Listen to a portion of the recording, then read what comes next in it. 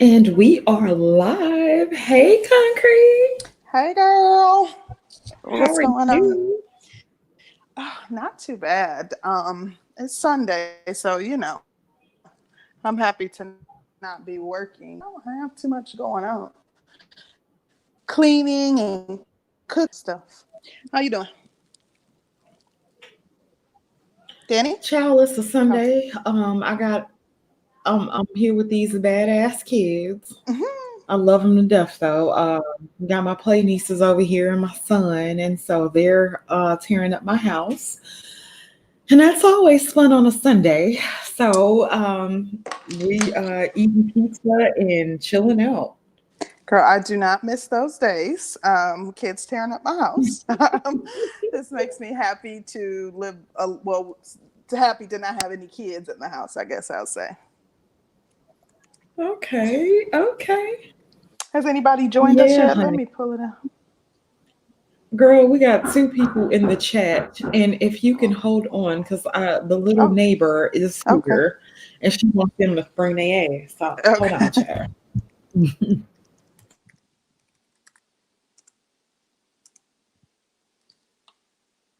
Hey to everybody in the chat. I guess to the two people that joined us, it looks like BMT and Curlin. Hey, bro. Hey, BMT. Um, I'm reading the comments. BMT said him and his lady fix each other plate. And Curlin said his woman fixes his plate. We gonna get off into that. I think that this will be a light topic, something different, something other than our usual heavy topics that we do. So yeah, we gonna talk about it a little bit. Bear with us just a moment. Danielle stepped away, but we gonna get off into this topic. I'm not even gonna tell y'all what I do in my house, but it's interesting to see that people have different dynamics. Different things work for different people. So um, some men do the cooking and all the cleaning, and they're the ones who fix the plates. But we want to know if your lady caters to you. Girl, I'm back, child. Okay. The little neighbor, she's so funny because she's so persistent. I told we pulled up, and she was like, "Are they coming outside?" I'm like, "Yeah, they'll be outside." She didn't came and knocked on the door like, "God damn it, I thought you said they was coming." Girl, kids still go outside to play. I didn't even like seriously. My nephews and stuff, they barely go outside. You know what? I think over here, I live in a working class neighborhood, so it's Mhm. basically like working class people, but it's quiet neighborhood. Okay. And we have the basketball goal in front of my house. And Hmm. so did this little girl just leave my damn door open? Girl.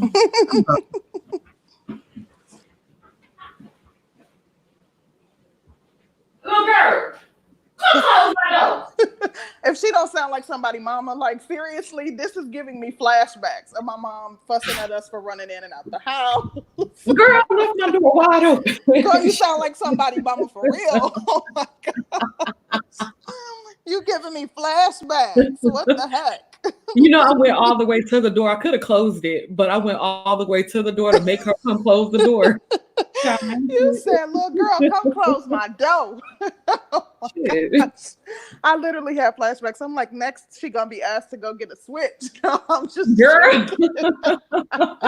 I am just joking. But yeah, so good to know, the kids still go outside to play. Girl, if I had kids, I would make them get outside. You better go sit under a tree with that tablet. Get out my house. Shoot. If I have kids, if my kids were younger, Yeah. we grew up in my kids when they were really small, we lived in a suburban town, so they still went outside to play. Like my friends had kids their age, and I have a humongous family, so their cousins and everybody, so they still would go outside to play. But this was in the 90s, early 2000s, so it was a different time. I didn't think kids still go outside to play. Girl, yeah. It's really, really nice out. I think the temperature is 74 degrees today. And so Oh. with it being 74, yeah, y'all can't stay y'all ass up in here and be looking at me. Get outside to play because yeah, child, especially Solomon. Solomon, Oh, we. That's right. Let them go tire themselves out. But Yes, he has this basketball championship coming up, so I'm really proud of that. They went aw, undefeated this season. that's exciting. Yeah, honey. So I'm excited. I'm All excited. right. Well, I did talk a little bit about how this is a different topic from what we typically do. It's not so heavy. We're going to have a little lighthearted topic that maybe we can have a little bit of fun with. Asking the fellas if their lady fixes their plates, and the women who join us in the chat, are you fixing your man plate today, sis? Like, what's up? Let us know. He can get that So, shit himself. first of all, we already your bae has already spoken. He was one of the first Oh, so I comments. can't get on here in front. No, don't start.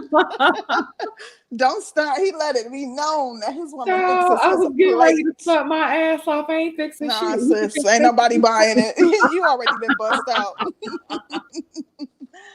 can And let ain't me nothing fuck wrong one with out. that. Different strokes for different folks. You want to go ahead and speak on how you guys do things in your relationship, and then I'll chime in. Sure. Generally, now Curlin does cook a little bit more than I do, but um, and if he cooks, he will fix my plate if he cooks. But generally, I try to make sure I fix his plate. I really try to make sure he has everything that I serve him, but because I really like doing it. And yeah, I really like serving my man. So I want to make sure he has everything he needs, and Yeah, it's nice. yeah. I'm treated really, really well by my man, so I feel like that's the very least I can do is Okay, okay. to show my appreciation. Yeah, so he sounds deserving. Very much. Um, you know what this topic reminds me of? You remember like a few years ago that like, oh my gosh, it was like a repetitive topic on like Facebook and social media where they would ask like who gets their plate fixed first, type of thing. You Mhm. remember that topic? Oh my gosh, that was flying Yes. around. So it reminds me of that. But I do want to say that I am like so old fashioned. I probably should have been born in like the 50s because I fix my man's plate for every meal. Like I get a little bit offended, like when he fends for himself, like literally. And my man, to be completely honest, I cook all the meals. Like he probably cooks. Well, every once in a blue moon he'll cook. Very rarely does he cook, but every once in a blue moon he will cook. And he's a better cook than I am. He is a fantastic cook. However, I prefer to do the cooking. And even if I'm like making one of his specialties, I'll be like, babe, so what do you use when he like, just do your own thing. He's kind of cocky. So he'll be like, don't try to make it taste like mine. Cause you ain't, you reaching too high by doing that. So he'll play with me like that. But I literally kind of get a little offended if he's doing too much for himself. I feel like that's part of my role. And here comes the mammyism. that's part of my Girl, role. no, my mom literally told me Mm-hmm. to make sure you handicap your man. So, Mm, when you handicap a man, um, it really does it makes it harder for a man to just run off and leave you, because usually if you're doing your job as a woman, it's hard for them to leave anyway. But mm-hmm. uh, like if you handicap them, you do all the things, the little things. And I really mean like it's the little things that most people Yeah, don't think about. Make sure you're doing all the little things, and men generally don't know what to do when your ass is gone. They don't like. I don't that's want my true. man to know how to work the refrigerator, child. Like, I'm the same way. And to be completely honest, when you say it, like to me, those are like smaller things. And I was in a relationship with my ex. I still did all the cooking and tending to the kids in addition to working a full-time job. And I just, I didn't complain because I wasn't overwhelmed by it. I, Mhm. try to lead a very structured life because that's how I thrive. So I do like planning. I would iron the clothes on Sunday. I would, go to the grocery store on the weekends for the week ahead and kind of, map out my meals. So I do a lot of planning, which helps me to keep everything in line. But I think that, to me, I take great pride in that. Like I'm going to cater to my man. He calls me spoiled, but I think he's spoiled. I bring the TV tray to him, the little tray, because we rarely eat in the dining room. Bring his food, his drink, any condiments he needs, all that. I'm doing all that. Yeah, yeah, honey. Yeah, because and I asked this question on my Facebook. And there were quite a few men like, there's nothing wrong with my hands. I can do it myself. And I'm like, okay. And it is different strokes for different And folks. that's kind of what the men in the chat, a lot of what BMT, I keep hearing them saying, like, I don't have a problem fixing. And there's, my man, he doesn't care. I mean, if I said, babe, I'm tired, you go ahead, and he doesn't care. But it's something that I enjoy doing. Like, I enjoy catering to my man, Right. so it's something that I enjoy doing. Right. Yeah, child. It was crazy. What kind of made me think about it, I was listening to somebody's channel. I want to say it was O'Shea. And I want to say that it was somebody who got up on the panel and was like, the girl told somebody he can fix his own damn plate. And I was like, damn. Oh, wow. That was you know how, like, okay, so for Black families, like, Black people have shared experiences. So, like, a lot of times when you're the girlfriend and you kind of auditioning and you're trying to impress, and it's like the first family function that he takes you to, and all the aunts, they watching to see if you're gonna fix his plate type of thing. right. I do not know why, but this topic makes me think of that. Which, I mean, of course, you're not in a relationship with them, and to be completely honest, what I'm speaking of is just who I am as a person. Like, my kids are grown, and when they come over, I still fix their plates. And both of my kids have been dating the same guy. One of my daughters is actually engaged, and my youngest daughter, they've both been with the same guy for a long time. Like, I'll fix their plates too. Like, that's just who I am. And I'm usually the last to eat. I probably start washing dishes and cleaning the kitchen before I even fix my plate and sit down to eat. And it's just a part of who I am. So what would you do? Let's say you and your man are at a cookout, right? And a woman decides that she wants to fix your man's plate before you can get to it. What do you do in that situation?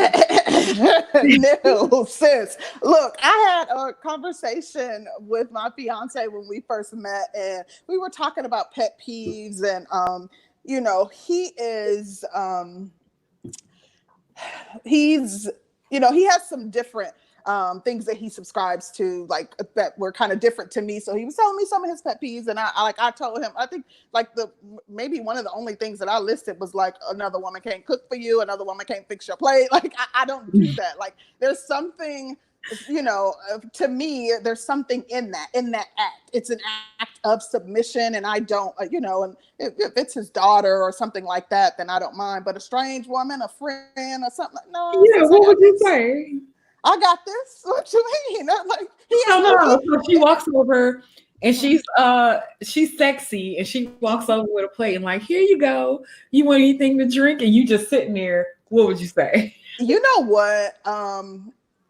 I probably, okay, so a few years ago, I was a different concrete, but trying to be mature and trying to be refined. I would look at him, and I would expect him to address it. I'm gonna look at him and smile, and I'm gonna wait for him to address it, because he knows he knows how I feel about that. So I'm gonna expect him to decline the plate and tell her no, thank you. You know what I would do? What would you, girl? I'm scared to ask. What would you do? I'd be like, hey, sweetie, can I get some chicken and some salad? And can you bring me a You're so petty. I just take the plate from her and start eating off of it. Thank you. Yes. Thank you are so petty. See, okay, so for me, I'm very black and white. So I don't have like an in-between, and people, even in this space, I'm very black and white. I'm a very pleasant person until I'm not. So I don't have like a middle of the road. So I don't really even have a petty button, because it's either I'm gonna go all the way off, you know what I mean? Or I'm gonna be nice about it. So I just don't have an in-between. So literally I would just look at him, because my reaction ain't gonna be nothing nice. Yeah, after a couple of years of anger management, child, I actually try to put myself in situations to where I would become reactionary, but I don't. Mm-hmm. And so I really practice on not being reactionary, because I have I used to have a very horrible temper. And so, yeah, it works. Like, I'm not as reactionary. I'm nowhere near as reactionary as I used to be. And yeah. And that's something I've had to work on too. Yeah, people were usually able to trigger me at the slightest slight. If I thought it was any shade, what's And yeah, child, after you go to never mind. Um But you know what? In that same vein, like men will be like, "Oh, women be tripping over nothing. It's just a plate." And da da da da da. I feel like everybody has something. There are certain things that I might not find. I might not see any harm in doing, but once my man let me know like that, these are no nos for him, then it was off limits. I'm not even gonna question it. It's like, okay, for example, there are certain areas of town that I can't go into. Like literally, he'll be like, and he has intimate knowledge regarding the workings. So, I trust that. And he'll be like, nah, you ain't going over there. And I don't be like, oh, no, I'm grown and da da da da, because I know that it's for my safety. I know that he has my best interests at heart. I know that it's out of care and concern. It's not like him trying to be controlling because he thinks men are over there. Like that, he has valid reasons for not wanting me over there, and I'm not questioning that. And he didn't really question when I said, I'm not feeling another woman fixing your plate or fixing you food, and that whole, how we joke about having work husbands. yeah, oh That well, I ain't gonna don't. happen for mine. Not for mine. I'm sorry. Nah, sis. Have you ever had a work spouse? Unofficially, yes. Okay. But I didn't call him my work husband or something. But he really and truly, what it was a guy who was, I'm assuming, intrigued by me. So he would like always come over to my desk and ask me if I needed anything, like bring me coffee in the morning, or like if they were having something in the break room, hey, come over and such and such is going on, or Okay, where do you have? He would sit with me I would go to lunch, and he come sit down, and even if he wasn't on his lunch, just chat with me a little bit. So it was kind of unofficial. oh, okay. Were you in a relationship at the time? Yeah. Oh wow. Mm-hmm. Did I you was ever with my tell your fiance. man about it? I think I mentioned it to him in passing. He kind of laughed it off because it's somebody that I wouldn't entertain on my deathbed. So he kind of laughed it off. It was somebody of a different persuasion, so he wasn't threatened by that. Yeah, Oh, he you was like, all right. exactly, honey. Yeah, he's like, yeah, she ain't gonna do that. So it wasn't a big deal. But yeah, I mentioned it to him. Okay. I had a work husband a long time. Well, yeah, child, a long time ago. But Mm-hmm. basically was the same thing, but he was just good people. Mm-hmm. And Do you work in a mostly male dominated environment, or is it mixed? now it's more even, but I'm Mm-hmm. still and I'm 40, but I'm still one of the youngest people there. Oh, And okay. so, but I work mostly with old men, and old Mm. men are freaking hilarious because they don't care about what they say. Oh Um, gosh. yeah, honey, they don't care. They don't You know care. what? I've noticed that too. Sometimes I hear like older men talking, like water cooler talk, and I'm like, this is just a sexual harassment suit waiting to happen. Like they be saying some of the wildest stuff. It's like, did you really just say that? Like, I mean, because back in the day, they could do that type of stuff without fear of all the Me Too and feminist Yeah, army coming after them. I've never got, it's never been anything that has offended me, so I don't make a big deal out of it. But I just be thinking, like, some of these people are extremely sensitive. Like, you don't know who might hear you. and it's crazy because they really we do have we work with a white lady, right? Mm-hmm. And she's the only one. It's a white lady and a white guy. Mm-hmm. They're the only two white people in our office. And so with the white lady, of course they treat her different. They treat her real different. They Mm. hey Miss Susan, how you doing, Miss Susan? They almost sound like little slaves. I mean, Oh no, I can't do that. Nah, bruh. Don't do that around me. Don't do the soft shoeing and the shuffling. But oh hey, oh girl, I will throw up in my mouth. girl. Like I cannot. I can't stand it. Yeah, honey. And I'll tell y'all one day about me and Miss Susan's fallout. But yeah, child, she's one of the reasons I ended up in anger management. Oh Lord, I'm gonna treat Miss Susan just like I treat Natasha and Shakisha. What's up, Miss Susan? Like, you're not getting no special treatment. What you I ain't mean? even Like, calling her Miss Susan. I'm calling, what's up, oh, hey Susan? Susan, hey Sue. You ain't Yeah, getting no special treatment, sis. Miss Susan, and it's Ah, crazy. mhm. She can get away with. I've seen her get away with things that I know that they wouldn't let a black person get away with. So I Mm, found that really, really interesting. So, my eye is on that old heifer. Like, you better stay away. mhm. Who But said what? You see BMT down there. Y'all always caping for him, boy. Oh, y'all will step boy, on your mama neck for one. dun, dun, dun, dun. Shit. Why is it though that in these spaces you never hear people calling out the caping for the other persuasion, but they be quick to call somebody a simp if they defend black women? Simp, simp Girl, alert. you remember when we went on our Obsidian show? Uh-huh. Now, when we went on there, oh, they're lying. They're lying about everything. They're liars. Hmm. They're black women. They're liars. Hmm. Child, when a white woman came on there, oh, she's so pretty. Oh my Oh my gosh. God. Oh Y'all my see how gosh. she sounds so feminine? Oh, I was like, if this ain't some bullshit. mm-mm. I'm so glad I wasn't present. I Yeah. wouldn't have been able to take it. I cannot take the boot licking. Like, come on now. Child, they went in for that lady. I was sitting there like that. I ain't never seen nothing like it. I was embarrassed for us, low key. I was really embarrassed. Oh, somehow I'm not surprised. But Yeah. what do you think? Go ahead. I'm sorry. Oh, I'm good. What do you think? We should open it up and let the fellas tell us what they think about women fixing plates, and if it's a requirement for them, a must, or do they not really care? Don't put too much stock into it. Yeah, let's open it up. Let's Come see. on up, brothers, and let us know. I mean, to me, and this is, like we said, this is a lighthearted topic, but to me, it is symbolic of, your position in the household. And not that, okay, if one day you fix your kid's plate first or you don't fix his plate, that it means that, you don't value him. But I mean, that being a habit and being, something that you generally do in household, that to me it says where the hierarchy, it kind of signifies a hierarchy. In Mm, addition, it is a form of submission. It shows that you value him for bringing home the bacon, for taking care of the household.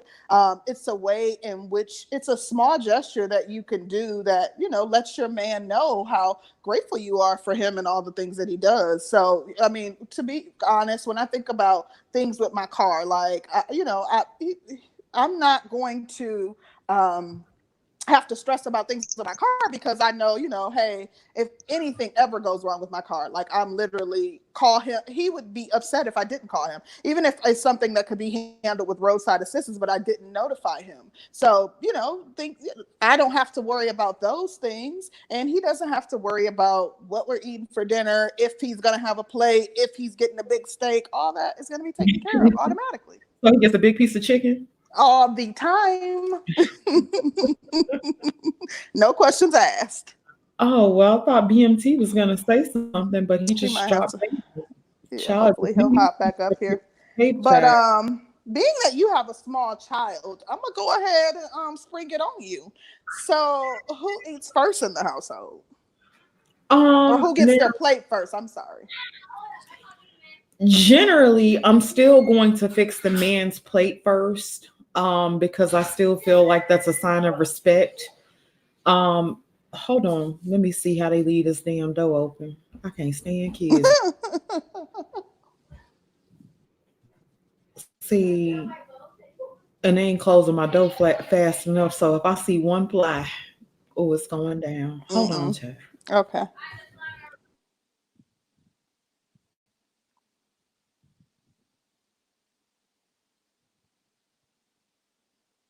Okay, I'm back. Um, you know. Oh, were you finished answering? Because I'll wait till you're done and then I'll try. Okay, You you said were generally. asking.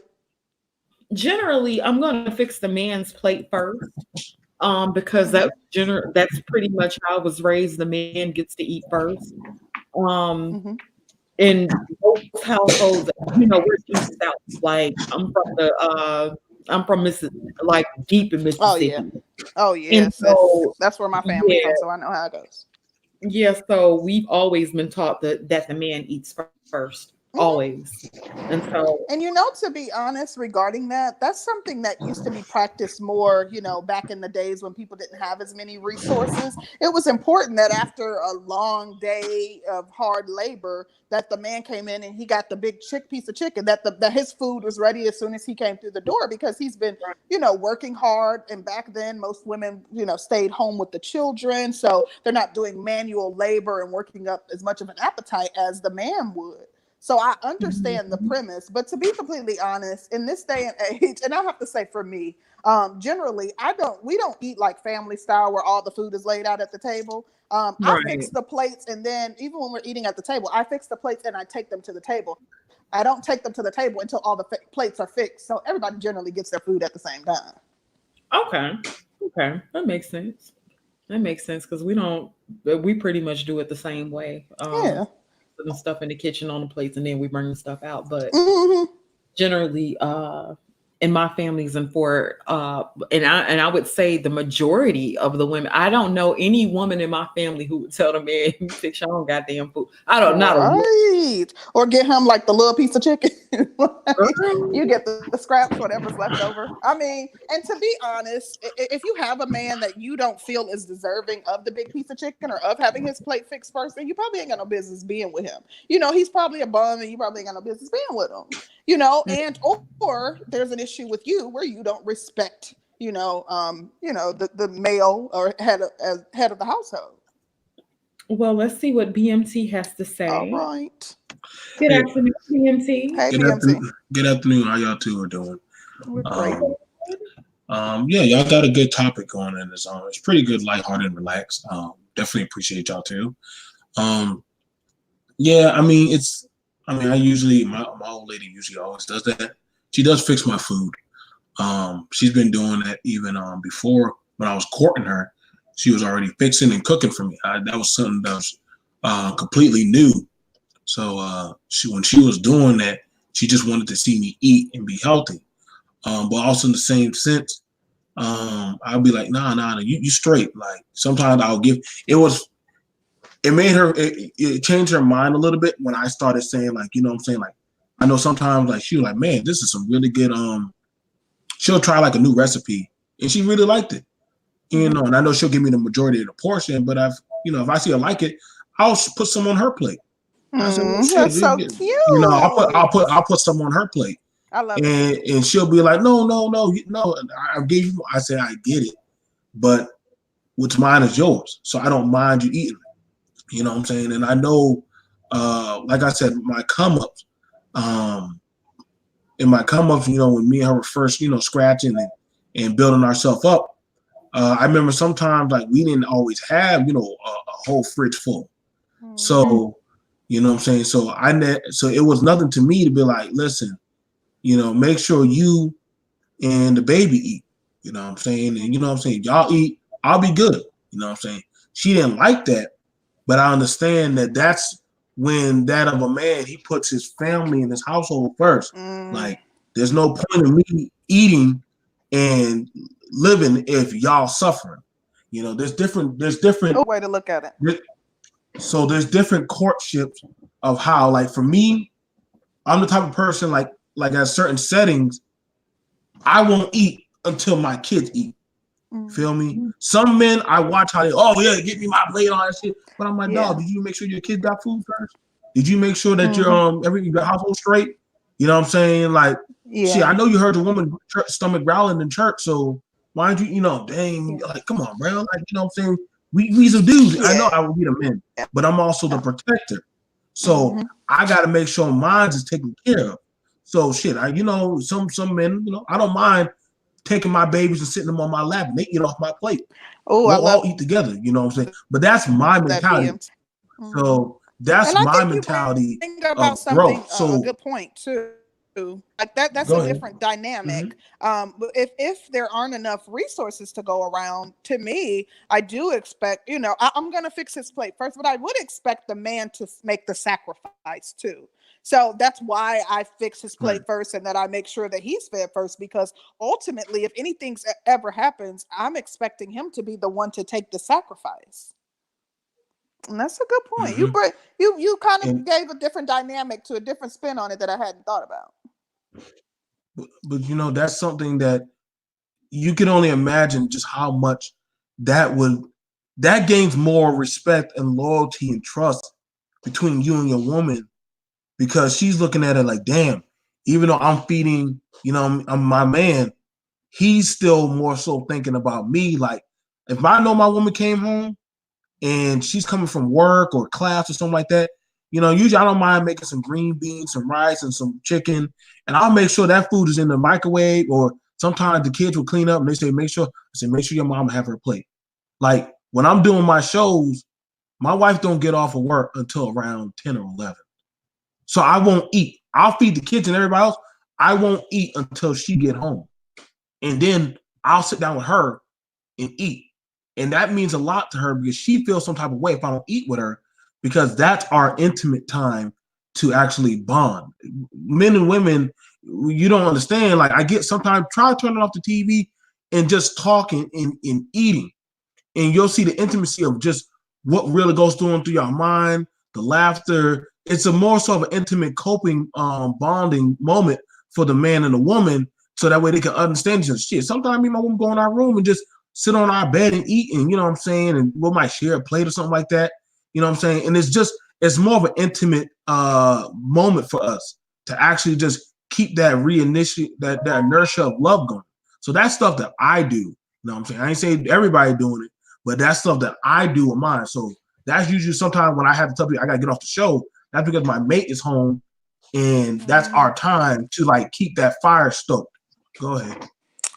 Yeah, that's dope, BMT. I do want to say one more thing, something that you brought about too, that is extremely intimate to me, and it is like eating together, eating out of one plate. And I didn't know that is something that comes from Africa. You know, like they would eat out of one bowl and eat. Like, one thing I can say, I know some men, this is another topic, but some men get like really testy when their girl like picks off their plate, or like if their girl wants whatever comes out. You know, you go to a restaurant and you order something different, and then as soon as it comes out, she wants some of your food. Like, that's one thing that I've never experienced with my fiance. He is one of those people, like, he believes in sharing his food, and he likes that whole family dynamic of, you know, if I have something, I'm gonna share it with you. So to me, that is a very intimate thing, and it does say something about the character of a person when, you know, he's willing to share whatever's on his plate with his mate or children.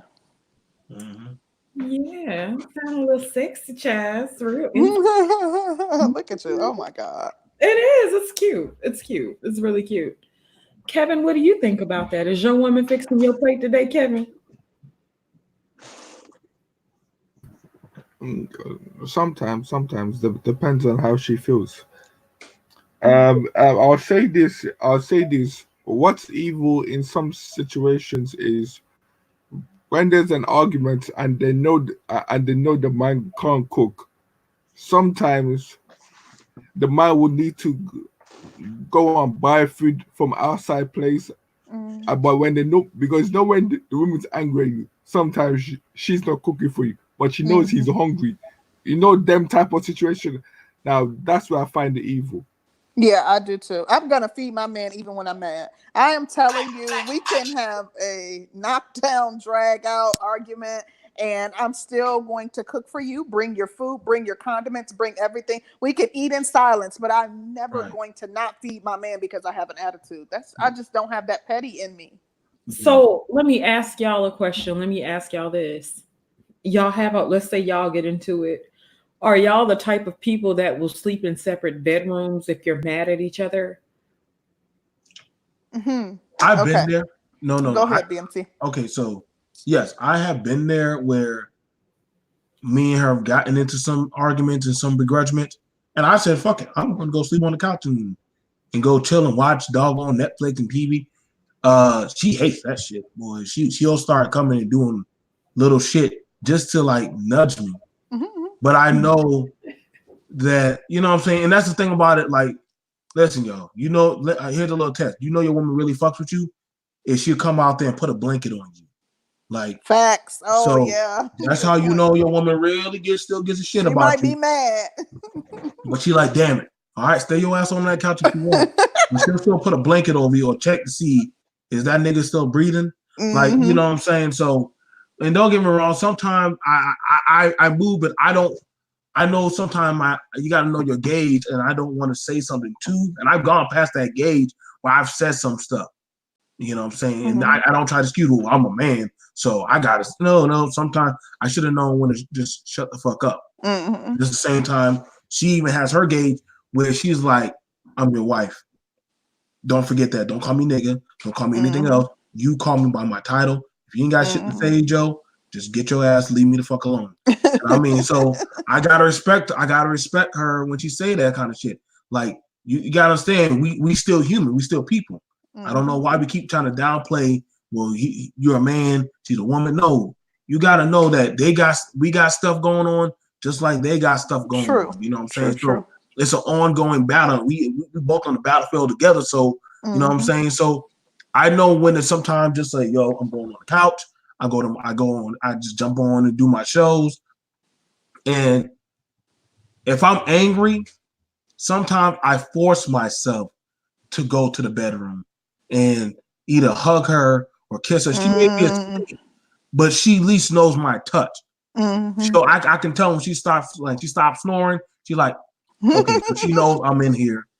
She knows I'm there playing game. She rather know I'm in the vicinity close by than just saying, well, fuck you.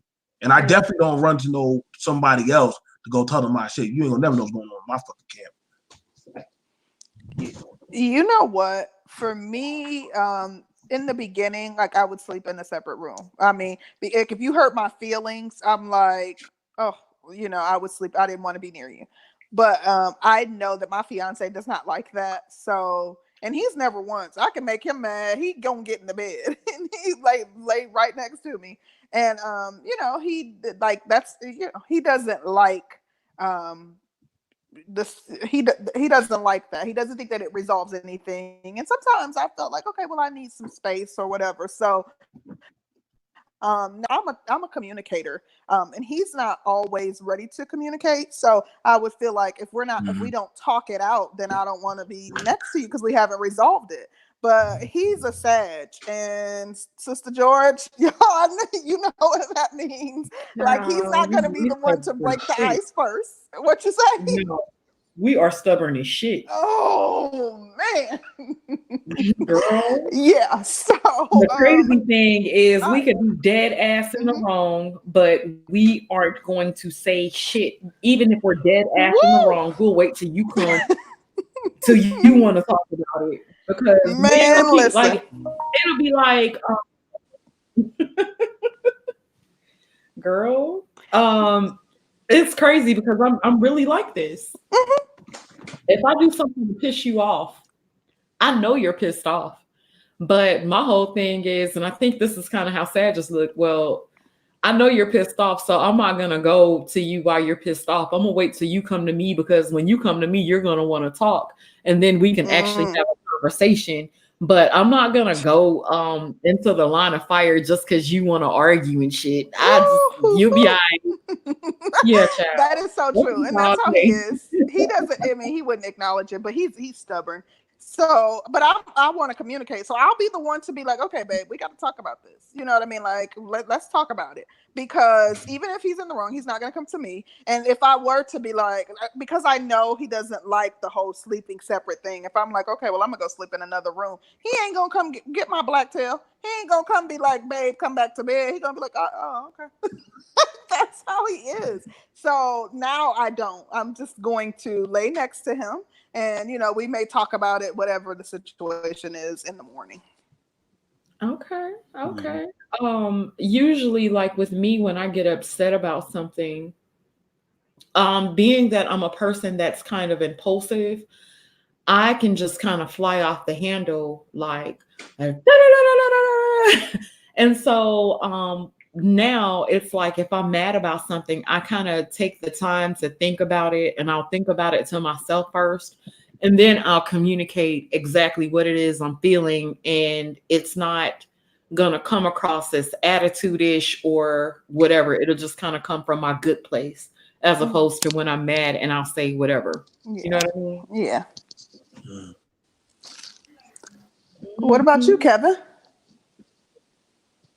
And for me, I'm kind of like an introvert. So when the person is shouting and shouting and shouting, there are two things gonna happen. I'm gonna walk out the door, or I'm gonna give you the cold shoulder because I haven't got the temperament to stand there, just argue with you and argue with you. Mm. So that's why the people that I'm normally with are the people that are kind of, how do you say, rude. It's like I don't know why I just end up. It's like because I'm an introvert like that, because I'm not gonna make myself shout at you when technically it's like so. So what normally will happen? Me and the person will not talk for 4 or 5 days, but because technically I could be in my room all day and I'll be good. You know, I don't. go ahead. I'm sorry. But other people will say there's only a certain amount of anger before I'm gonna hit back, or I'm gonna be rude, or I'm gonna call you out of your name. Just that I tend not to do that. Like it's a habit, it's a bad habit, but at the same time, it's not me. But I don't know what to do. Like it's not me. Yeah, so everyone's different. You know, you said something. You said you tend to date people or end up with people that are rude. I can't stand that. I'm sensitive, so I cannot be with a person that is rude. Like if you're just, you know, some people are just obnoxiously rude and just like have diarrhea of the mouth, and if it comes to their mind, they're gonna say it no matter how offensive it is. I can't be with those types of people. Oh my gosh, what are they doing to my house? Um, Woosah. Okay. I don't typically like for people to be rude to me either, because I'm very sensitive as well. And so I do take everything to heart. So I'd be like, you gotta watch how you say that shit to me, cause yeah, and then you know, I'm really, really good with a cold shoulder. Like I won't talk. I won't say nothing unless I'm ready to, but that rude, the disrespectful type of shit, mm-mm. And I'm too old for it at this point. Like Yeah, yeah. we should be at a And you point know, where we people say can that's just how communicate. I am. Nah, you know when to tone that shit down. hmm So I have a Like question you for know the how they fellas say, too. Hmm I'm sorry. No, I was you gonna go say, ahead. I thought you were done. Go ahead. you know how they say black women know how to act when they get to a job with the white man. We know how Mm. not have an attitude. That's how hmm I feel. Like you know who to talk to, you know who to bring this shit to. Okay, fellas, I have a question. I have two questions for you because I don't want to forget. I have a my short-term memory is bad. Okay, so first question. Um, would you would your partner care if another woman fixed your plate or cooked for you? And the second question is, would you care if your significant other or wife had a work husband? um,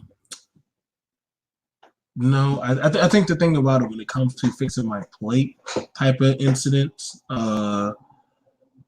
so much like if it's a family setting, it's not that big of a deal because it's more so of a family setting, and they already know I'm coming with my mate, so um, it's just it's predominantly majority. So we kind of can write interference for that because majority of the time, I get up with my woman whenever she goes to the thing.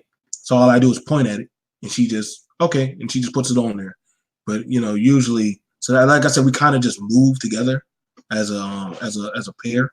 But as far as I've had women like hand me a plate, I've had that happen plenty of times. And I just pass it off to the kids. I'm like, oh, here you go. Yeah. I give it. Or I just let the kids eat off it. Smart. And the girl, and the woman literally said, I made that for you. I said, okay, thank you. And I give it. I give And it I off gave it to my kids. and I gave it to my kids. It will not go. It will not go any. My son would say more, please, and I would hand her back that plate. Say more, please. So you can please go get me some more, and that way it'll save me the trip of having to get up. So he kind of keeps from that, but I do understand some people are watching the bag, or some people are watching what you got. So they check that out and they look at the maneuvers of the man and the woman. And you know, women have a certain way of how they do body language with each other, or how they maneuver. Mm-hmm. So what us as men don't see, they see, or they're like, bitch, you know damn well you off code. Or versus sometimes they'll do certain stuff where they'll make certain little slides. So they be having their secret little catty wars and shit. True. My wife be telling me that shit. Did you just see how she winked at you or looked at you? I said, I didn't see shit. Oh, you pretend like you didn't see it. I'm like, woman, shut your ass up. We ain't about to do this shit. We got 20-minute drive. If you saw it, you caught it, you interfered, it's dead. But most of the time, like I said, I try to tell her, listen, you see me, I see you. If something's going on, like I said, just give me a kiss or grab my butt. So that way you can make it say like my claim. I do the same thing. I do the same thing whenever some dude like checking out my woman's butt. I put my hand right in her butt pocket. Mine. So I stake my claim. She stakes her claim. Shit. Yeah, I mean, good luck. May the odds be in your favor. So that's how we handle that. Now, towards the second question, I believe you was asking about I'm gonna make sure I do, but I want to get it. Work husband. Would you care? No.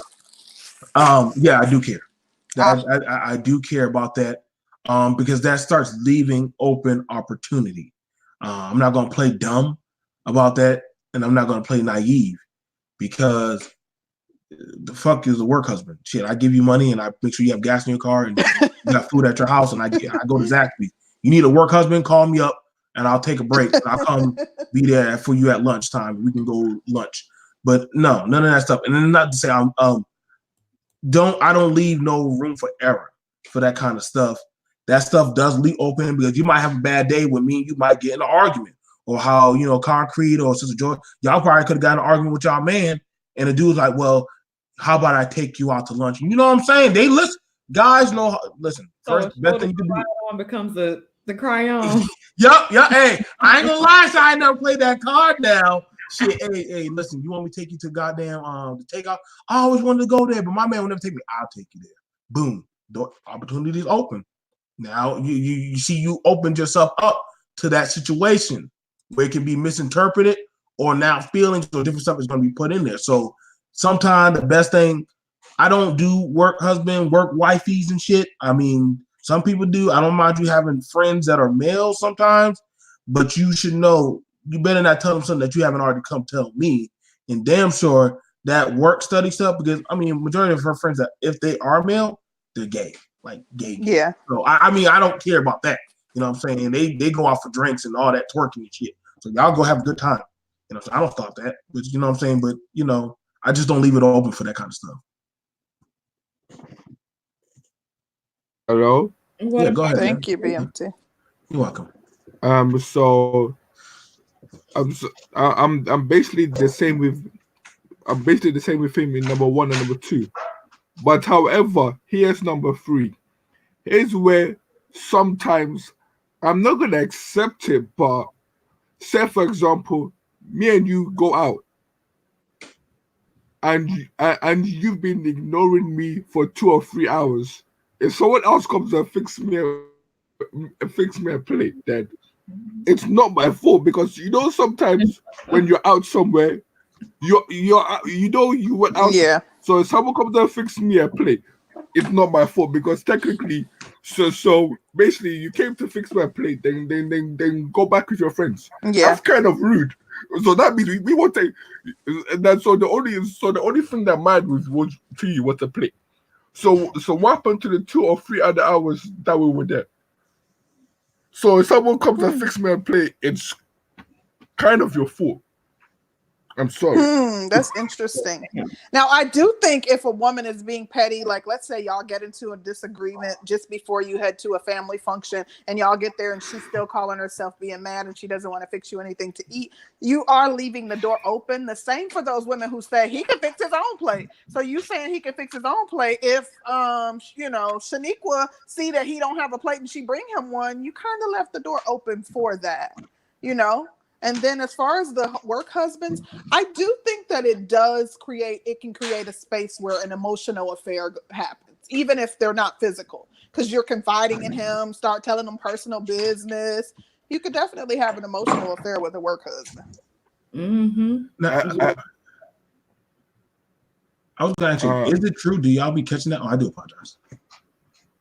Say again, BMC? No, I was like, is it true that do some of y'all females be catching, is there like a female sense to catching females, intention on doing that, or just over precaution? I mean, I'm just saying, I don't think most well, okay, I'm 40, right? Uh-huh. So most women who get to a certain age don't have the same types of insecurities at a certain point.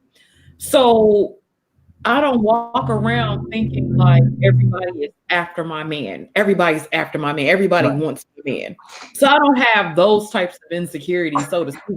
Though I think my man is attractive and I think women do want them, I'm not looking over my shoulder thinking that everybody wants my man. Everybody's out to get me. But at a certain point, if me and my man go to a function and me and my man are together and I walk off to another room and I'm having a conversation with his aunt or something, and he's sitting there and somebody brings him a plate, especially if they've seen us sitting together, and then you sit like a couple, we ain't just sitting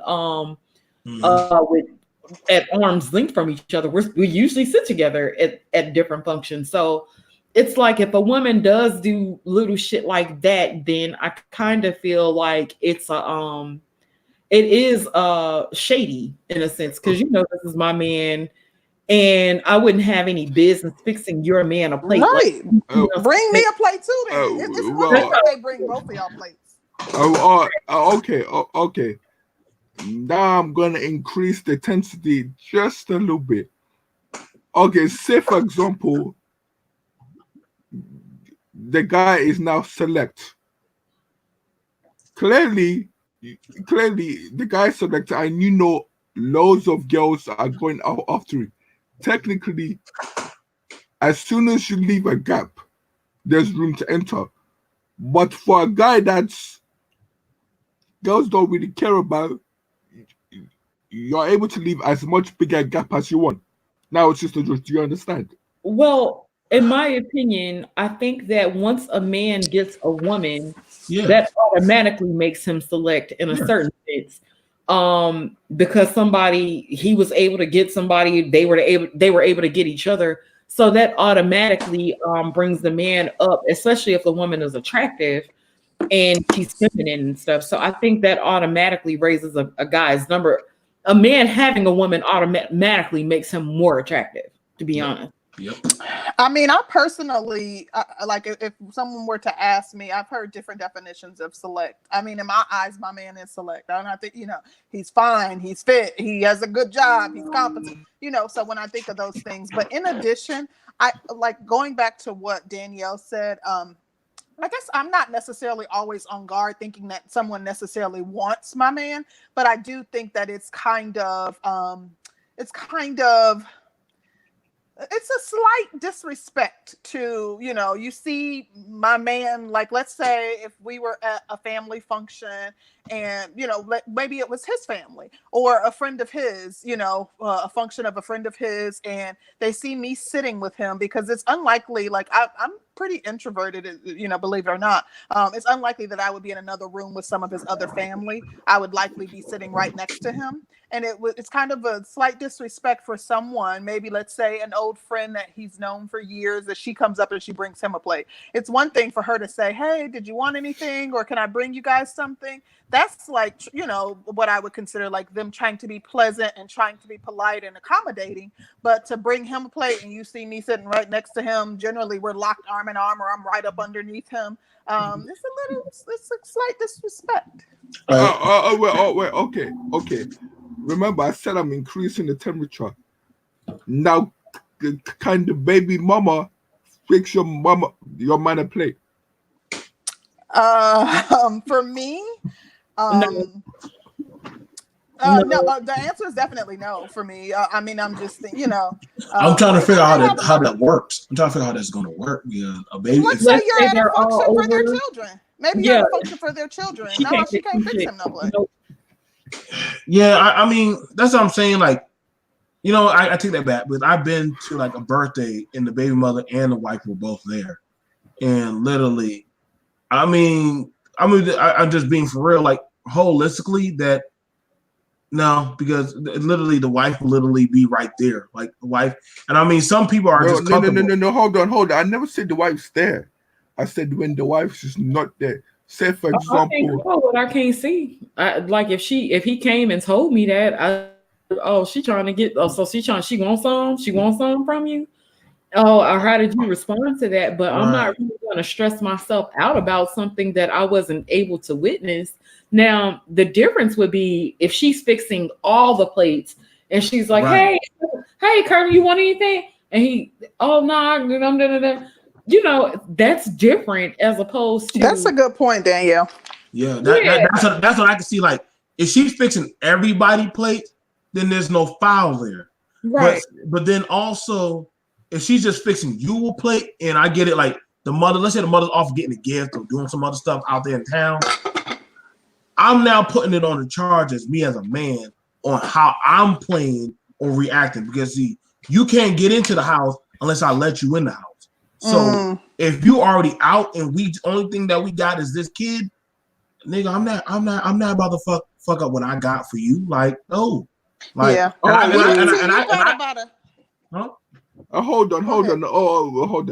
Because now I'm just playing devil's advocate. Because now I'm just countering it.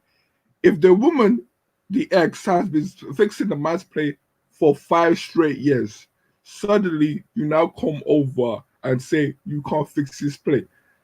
Technically, if he wants to eat. It might be his favorite food. There's still an attachment, and sometimes if you make a bigger deal out of it, that's when it can get worse. It doesn't have to be made a big deal out of it, but you could just politely decline. But I don't care if you've been fixing his favorite food for 45 years. We together now. I don't need you. Right.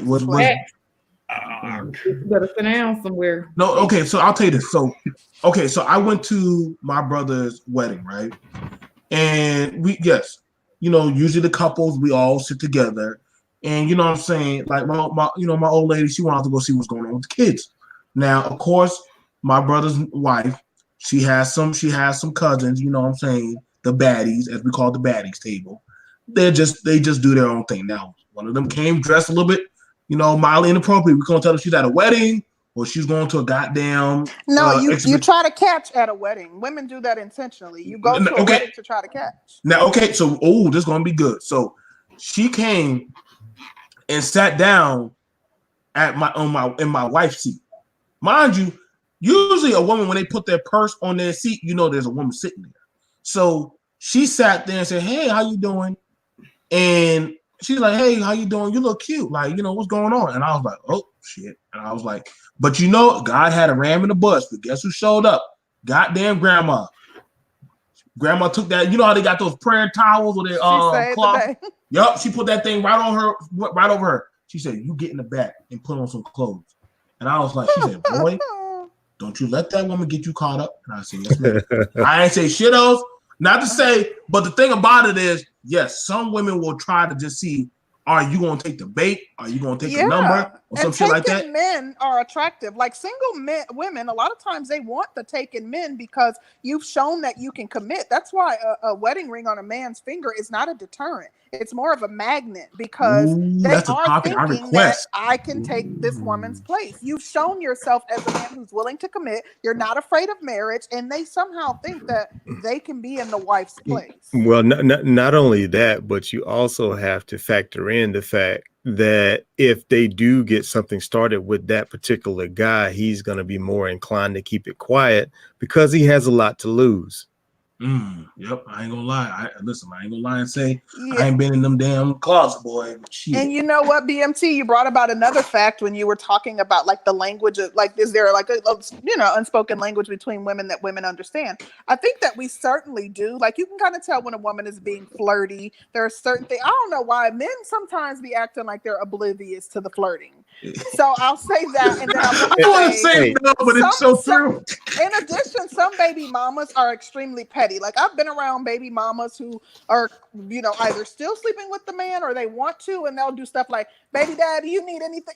Like they do little or pet names, and like they do little things to antagonize the new girlfriend. Call you like at 11 o'clock at night. Ain't no damn child awake at that time. Like, yeah. Well, to your point though, Concrete, I will say that there's been times when chicks have been flirting with me, and I was literally not paying that shit any mind until I thought about it weeks later and was like, oh, that's what that was. See, and women don't be wanting to buy that. They be like, "You seen?" Women don't get upset because they just swear you knew it. You knew what was going on. Right. Hello. Okay, now I'm gonna take it to another level. If a guy is now earning less money, and you're not able to cook, sometimes it becomes a worry because he can no longer afford to be taking you out. So fixing the plate becomes more essential. So when they say, because technically, if you're dating someone who can't cook, technically, you have to be boning. I'm sorry, because it's cheaper for you to cook inside than to cook out. Does that make sense? It depends. Well, I don't know. I don't know. I know women who I have a friend who doesn't like the way meat feels. So, and she can't cook either. But so she doesn't cook. I have quite a few friends who can't cook or don't cook. And yeah, she prefers to go out to eat. So yeah, it would be more expensive, I guess, when you're dating someone like that. Unless you cook, unless you get in the kitchen and cook. And now I can tell you there is no way that I am going to be the more cooker than the woman, even though I can't cook. If you understand with me, it's like if someone asks who's cooking more, it's going to be her. You understand? It might be her 4 days and me 3 days, but she's still cooking more. And the next question is that sometimes when the guy's out of the job, for you to come home and cook for him regularly becomes less stressful, especially when you ain't working and you're struggling with money. Now, do you understand it? Wait, what you say? It becomes less stressful for who? If you come home and cook, even though he's working. Yeah, it becomes more stressful because the guy is still waiting for you because he's traditional. Remember, that brings about a good question though, Kevin. So I'm gonna answer this and I'll ask Danny too. If the man isn't working, do you still hold to those traditional values of fixing his plate and cooking for him primarily? For me, and I think about like my current fiance, yes, because I know that it would be a temporary thing. He's not going to just be out of work. If he was injured or something on the job, or, something happened where he was out of work, it would only be temporary. So I wouldn't change the dynamic because of that. In addition, I actually enjoy doing those things. Like, it's kind of weird. Like, I enjoy cooking and cleaning and, doing the dishes, and like, it makes me feel like I'm structured. So it's like I have a little list in my head, and one thing I can check off. And so I enjoy doing that. But what about you, Danielle? What would you do in that case? I would still serve my man. I know at this point I feel like I've made good choices. And so being that I know I made good choices, I didn't get with anybody who would just sit around and get stagnant and just be like, life is over and I'm not going to do anything and just sit there and look stupid. So yeah, of course I would continue to serve my man. Now, I'm going to be honest with you.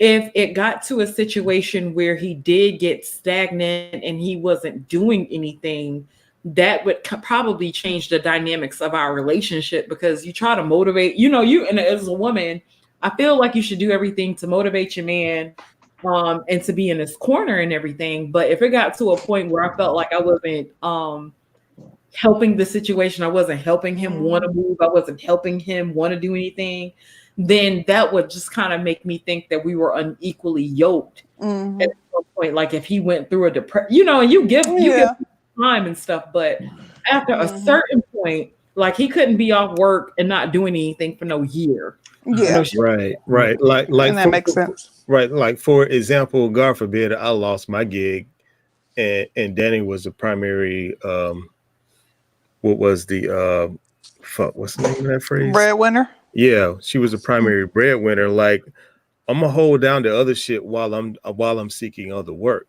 You know what I'm saying? But at the same time, I already know that even once she gets there, she's still gonna fucking make my plate, even if I fucking cook. Like that's just how it goes. I mean, but yeah, it is and I what think it is. most men like you, Curlin, like men who are used to being the provider, like they don't want to sit home and not do anything. And that's the same thing like with my fiance. If I, like he was on vacation and he'd be like, okay, well, babe, I'm cooking tonight. Or like he would just take over certain things that I would typically do because he happened to be at home. And I'd be like, babe, no, I can cook. And he like, no, he's not trying to hear it. He's extremely productive. And even when he's on vacation, he's doing different things, doing something around the house. He has different things that he's into. He, he's not just going to be sitting, playing the game. That's just not gonna happen. Yeah, so, that stagnant shit drives me insane. So I want to say this, and like I told my cousin, her boyfriend or whoever, the nigga don't work, and you know what I'm saying. So she goes to work and she do X, Y, Z, and she cooks and cleans. I said stop doing that shit. I said stop cooking for that nigga. Don't cook for that nigga no more. Don't cook for him. Don't wash his fucking clothes. Don't do a goddamn thing for that nigga. And he was like, why you tell my woman to do that? I said, first of all, the motherfucker ain't your damn slave. She out there working and keeping the house afloat. And see, that's a problem we got with a lot of these niggas. They think that they deserve the same entitlement, but they ain't putting in nothing in the fucking household. So you got to get the fuck on. And I get that too. Let me say this, because DMT, most people would have got on your ass about stepping in the middle of their relationship. And I would. Most women you talking about? Huh? Most women, Sister George? Well, if it was a man, because the whole thing that we're told as women is not to tell your relationship business to everybody. Well, first of all, you're not really supposed to be talking about your relationship shit to anybody, right? And that's the thing that we're taught in the South. Like you keep your marriage, especially if you're married, you keep your marriage problems to yourself. Because at the end of the day, if you run around telling people your marriage problems, people are going to be looking at the man like he's a piece of shit, but you don't still love the dude even after the fact, after y'all get past something. So that was just a small okay. Little... Oh wait. No, so we'll let you guys because I wait to let him get in here. Hey, what's up, y'all? What's going on? Thanks for having me up here on the panel today. So I'm looking at the question you're talking about, who fixes who plates, or if the woman should fix the man's plate. Is that the gist of what's going on up here today? Well, it's kind of a broad. We started off. Well, is your woman fixing your plate today? To is your significant other allowed to have a work spouse? To if the baby mama comes and fixes the man a plate. We kind of jumped in and out of different topics. Okay. Yeah. All right. So check it out. Right. So I'm glad that you guys decided to allow me to come up here and speak today to that specific topic. Right. So here's what's happening. You got a lot of people, and I've said this a multitude of times. You got a lot of people who want traditional shit to happen, but they themselves don't want to do the traditional things in return. Okay. My woman is throwing a Superbowl party for me here today. I had no idea that it was going to happen. I'm out here on the grill right now, right? But guess what she has done every step of the fucking way since I got up this morning? Asked me, baby, you want breakfast? baby, can I get you this? Can I get you that? Can I do this? Right. Can I do that for you? This is her plan. I didn't even know that this was happening today, right? But that's because I holistically live the lifestyle that she's living. You understand? Traditionally. I went and put 4 tires on her truck, not mine, hers, because I drive a E-Class Mercedes. You know that. But I noticed I came out the other day and I jumped in the truck to go to the store and I was like, hold on, something ain't right. Let me go down here. I looked at the tires like, oh shit. So I went down there and put 4 tires on her truck. Okay. Washed it, cleaned it up and all that good shit. You got to understand and I know that we live in different times, modern times. And I know that the ladies on here have heard me say this before. All right. And here's what I would tell you. If you want traditional style relationship, you have to be willing to do the traditional style things, be it a man or a woman, on either side. If you're a man and you want a traditional style woman who fixes your plate and washes your clothes or your uniforms and who makes sure that you have a hot meal and a dinner and all of these things, you got to be that type of motherfucking man that can make it possible for her to do those things. If you're a woman and you want that traditional style man who makes it possible for you to stay at home, who makes it possible for you to have a hot meal on the stove, breakfast, lunch, and dinner for him, then you have to be that traditional style woman if you're getting these things. You understand? So it doesn't really matter who does what, because we live in a different time and you got women that'll come up here and say, well, I ain't cooking for a nigga, this, that, and the third. Well, you don't want a traditional man.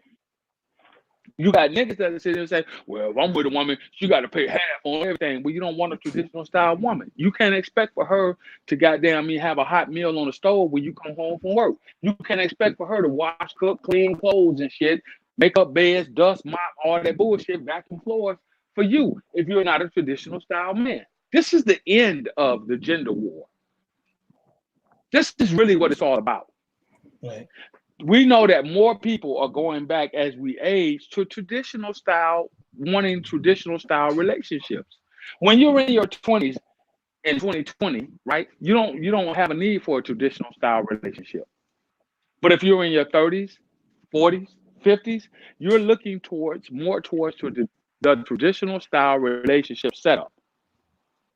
Right? I'll say 35 and plus. You want traditional style relationships. That's what it is. This is why, and I'll be brief, and I'm past the mic. This is why you have, when men ask the question, what do you bring to my life? I'm already happy. I'm looking for my You understand? My happy-er.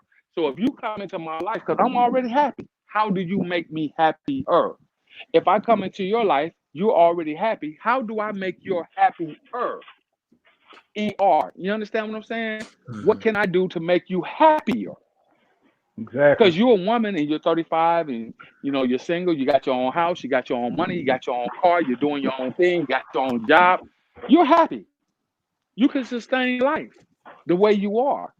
So my job is to make you happier and not make you sad, not come in and be a burden to you. That's my job. Right. So the whole thing about fixing plates is this, right? For a man, that's kind of like the ultimate. That's the ultimate sign of respect. Right. That's the ultimate sign of appreciation. Excuse me. That's good. I'm sorry. Smoke. That's the ultimate sign of appreciation for a woman to fix a man plate and bring it to him and sit down. The ultimate sign of respect for a man to do what a man does for a woman is what?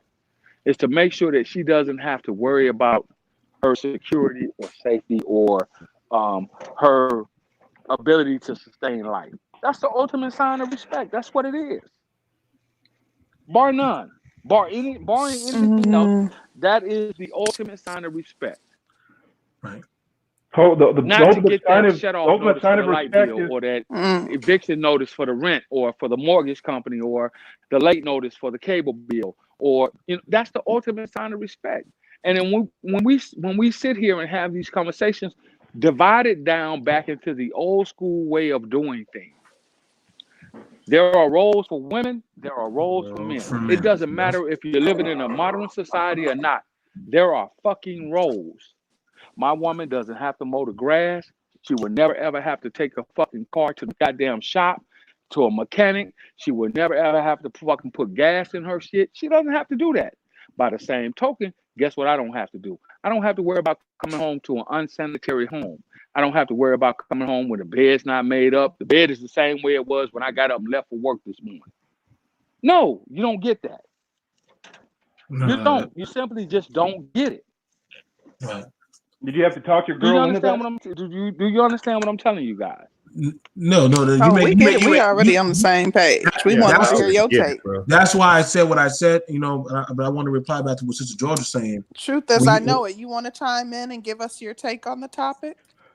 Well, yeah. You know, to me, my grandparents on my dad's side, they were married for, I don't know, what, 50 years or so, till the day they died. My grandfather lived until his 90s. My grandmother lived until her 90s. You know, he fought in World War II. And so he told me, he goes, you know how we did it in our household? I did the dishes for the first 20 years. And then for the second 20 years, she did the dishes. And then after that, we've been switching it up. And I don't even know if she ever worked. He was an engineer. He was an engineer. I don't think she ever worked. But he would still do the dishes, and then he would still cook. And they're very traditional. And he's like, you know, he's part of the silent generation. He's not hugging his kids. He's not hugging his grandkids. He don't hug men like that. He might hug the women. He ain't hugging men. So he's a man, shoots, hunts, you know, good, strong education, strong earner, provider. But, you know, he would cook. He would do dishes. And she don't work? I don't know if my grandmother worked. I never saw her work. We never lived in the same city. So, okay. You know what I mean? And so, and so I never saw her work. Some work at home. I don't know. I don't know what she would do. I don't know what she would do at home. I mean, I guess outside. Well, let me ask you. But take care of those. She might have taken care. You know, she of course would take care of the home.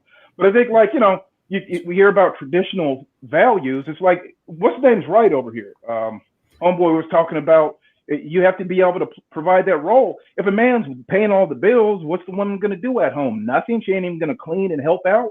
Well, that's almost like a form of usury. Like the dude who, you know, who doesn't have a job, but then he doesn't cook or clean up around the house. It's like that's a form of usury. And if you look back in the history, it's not necessarily that a man knew his role and a woman knew her role, and they said, well, I'm a man, so I'm going to do this, and you're a woman who you're going to do that. It was like, that's how culture had made things. You didn't have to necessarily talk about it in those ways. The woman couldn't work. It's not like she had the option to work. Right. She couldn't work. So she had to stay home and do something. So she wanted to keep herself busy, or she ended up shooting her head. You know, she'd commit suicide if she didn't have shit to do. So when women have the option to work, now things change. Well, here's the thing with fixing that plate too, man. Like, see, a lot of times, man, they say, well, the reason we fix plates when we go out to, you know, at a Easter dinner and we're out at a party and we fix our man's plate, and this is what you do in the Black community, and then you fix a plate for your husband. And in one aspect, it's noble. I think it's very noble in that way, and it's good for your wife to do that. But I'm like, but if she does that on Easter dinner, and she does that at the Super Bowl, but she don't do that at home, and she's giving you lip, and she's sad with you and talking shit, then that's some fake bullshit. Then all that is pseudo submission. It's a show that you got to stay away from as a man. I can't hear anything that's being said. You might have to go out and come back in. For some reason, StreamYards does that. Every time someone new joins, I have to go out and come back in. All right. But some people, but that's the thing about it is, like I said, like, I know, like what the brother was saying about he didn't know if his grandmother worked. Some women, even though they didn't work like the traditional, you know, turn in a tax income type of job, different women were babysitting kids and getting paid, folding and washing clothes, or, you know what I'm saying, hey, tell you what, you can go to work, I'll watch your kids. That was work. Like, I guess some people didn't see it as work because, you know, it was just, well, that's woman shit. But my grandma listen. At time when my granddaddy came up short, or I've seen some women come up short, or the man come up short. They're like, "Don't worry, I got it," and they will, you know, make a hustle. You know what I'm saying? Like, hey, girl, you need me to That's true. Or some shit. Resourceful. Like, yeah, they're resourceful. You know what I'm saying? They'll make some. You know what I'm saying? Hey, how about I go make some Sunday plates for your church, and you know what I'm saying? Y'all compensate me for the food stamps that I spend and stuff like that. Like I've seen, that's why I don't like to always see, like some people say, well, the women didn't do shit at the house. Like bullshit. But I watch my grandma, I watch my aunt, I watch a lot of women at the house do some pretty interesting stuff. Oh like, yeah, they don't always have their different side hustles and different things that they could do, whether it was curling somebody's hair, whatever they could do to make a few dollars. But my grandmother, she worked at a factory doing like the 10-key punch, and she still came home every night and she cooked and she fixed dinner. Same with my mom. Hello? She had her own catering business. Yeah, we got you. Bro. Right, we can hear you. Yeah, you hear me, Curlin? Yeah, man. Curlin, can you hear me? Yeah, we can hear you, bro. You can hear you. I'm just saying. But I'm just saying, like my aunt, she makes at least about $400 every weekend. That's minimum. Like just doing here every weekend, and that doesn't even include onto her husband's income. So, right. And the only thing, reason why I said what I said to Sister George, I agree wholeheartedly with Q. If you ain't doing your task as the man, you don't deserve the same access that the woman is giving you. You can't say, well, I want you to cook, clean, and wash my stink ass drawers, but nigga, you sitting at the house or you walk around. And I get why she said, well, why did you say something? I'm like, well, if she's coming to mama, if she's coming to us asking for some money, or I'm seeing that my family's going without, nigga, you need to get the fuck on. Because you and I think that's how it should be too. As a family member, you should say, like my brothers would do the same thing. If they see somebody that ain't holding up his weight or ain't, treating. Who's speaking? Is anybody speaking right now? I can't. Yeah. Can you hear the general? Q, can you hear? Q, you can hear us? Q, can you hear me? I can hear. Yeah, I heard. I can hear you guys. I just didn't want to speak over anyone. Yeah. That's all I'm saying. And I'll be brief. Listen, man. All right. So people in these discussions, as opposed to who's doing what in the household, as opposed to relationship, right? Okay, there are things that go unseen in every relationship, right? Okay, so for a couple, case in point, they say, well, you don't have to cook every day. You're right. This is a complaint that women have. You're right. But my protection is full time. You don't have to go to the doctor every day. But I make it possible for, in case you have to go to the doctor, guess what? That means are available to you. You don't have to go to the dentist every day. But guess what? I make it possible. So if you should need to go and have some dental work done, it's there. So there are variables on either side. We just have to really have the holistic conversation and the honest conversation for it. You understand what I'm saying? Yeah, well, they complain about, women complain about cooking, cleaning, and all of these things. Listen, man, I'm gonna say this, I'm gonna be perfectly clear. As a single man, really, I can do everything that I need to do. I can wash clothes, dry clothes, cook a meal, vacuum floors, watch TV, talk on the phone at the same goddamn time. And while I'm doing that, I can also dust and vacuum a goddamn. He just faded in and out. You went out. Yeah, he was getting good, and he just went out. Shit. All right.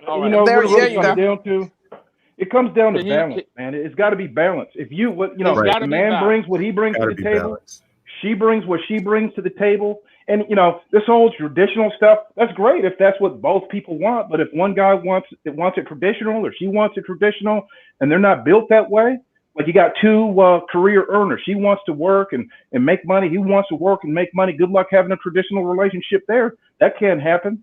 So it can happen. It can be traditional though. If she's working, if she got a full-time job, she's working 50 hours a week. That's not traditional. That's where you're wrong. That's where you're wrong at. It's very because she works outside the home. Style relationship. She works outside the home. That makes it non-traditional. Yeah, it doesn't matter. It doesn't matter. See, you guys get it misconstrued. It does matter. That's exactly what it matters. No, it does. Traditional means the man works, the woman stays at home. Well, as soon as she gets she's working 40 hours a week outside the home, that means it's non-traditional. Just right there off top. Brother, we as Black Americans have always been in a non-traditional style relationship. What do you mean? What That's the what I'm fuck do saying. you Exactly. mean? That's what I don't understand. I don't understand what's traditional for everybody else. Other races of people is not traditional for us. I'm gonna take you back real quick, and I'm gonna pass the mic. Back in motherfucking during the slavery days, the man was out there plowing the mule. The woman was right behind him dropping the seeds. When they got out of that field at fucking after 8 o'clock at night when it was dark and you couldn't see no more, guess what she still had to do? She still had to go home and she still had to tend to the kids. She still had to fucking cook a meal. She still had to do all of these things. Guess what that man still had to do? He still had to go bust firewood. He still had to goddamn me try to protect the family as much as he possibly could. That's traditional. She was pregnant for 9 months. Or she was and you still had to work in the field when you were pregnant. You were still working when you were pregnant. So you got to understand that my grandma shelled peas while pregnant. Yeah, you still had to work in the field. Dude, but that's women missing going my into point, labor though. while they was pregnant, working in the field. I'm not making your point. Actually, no, you're missing my point. No, I'm not. You're arguing a point I didn't make.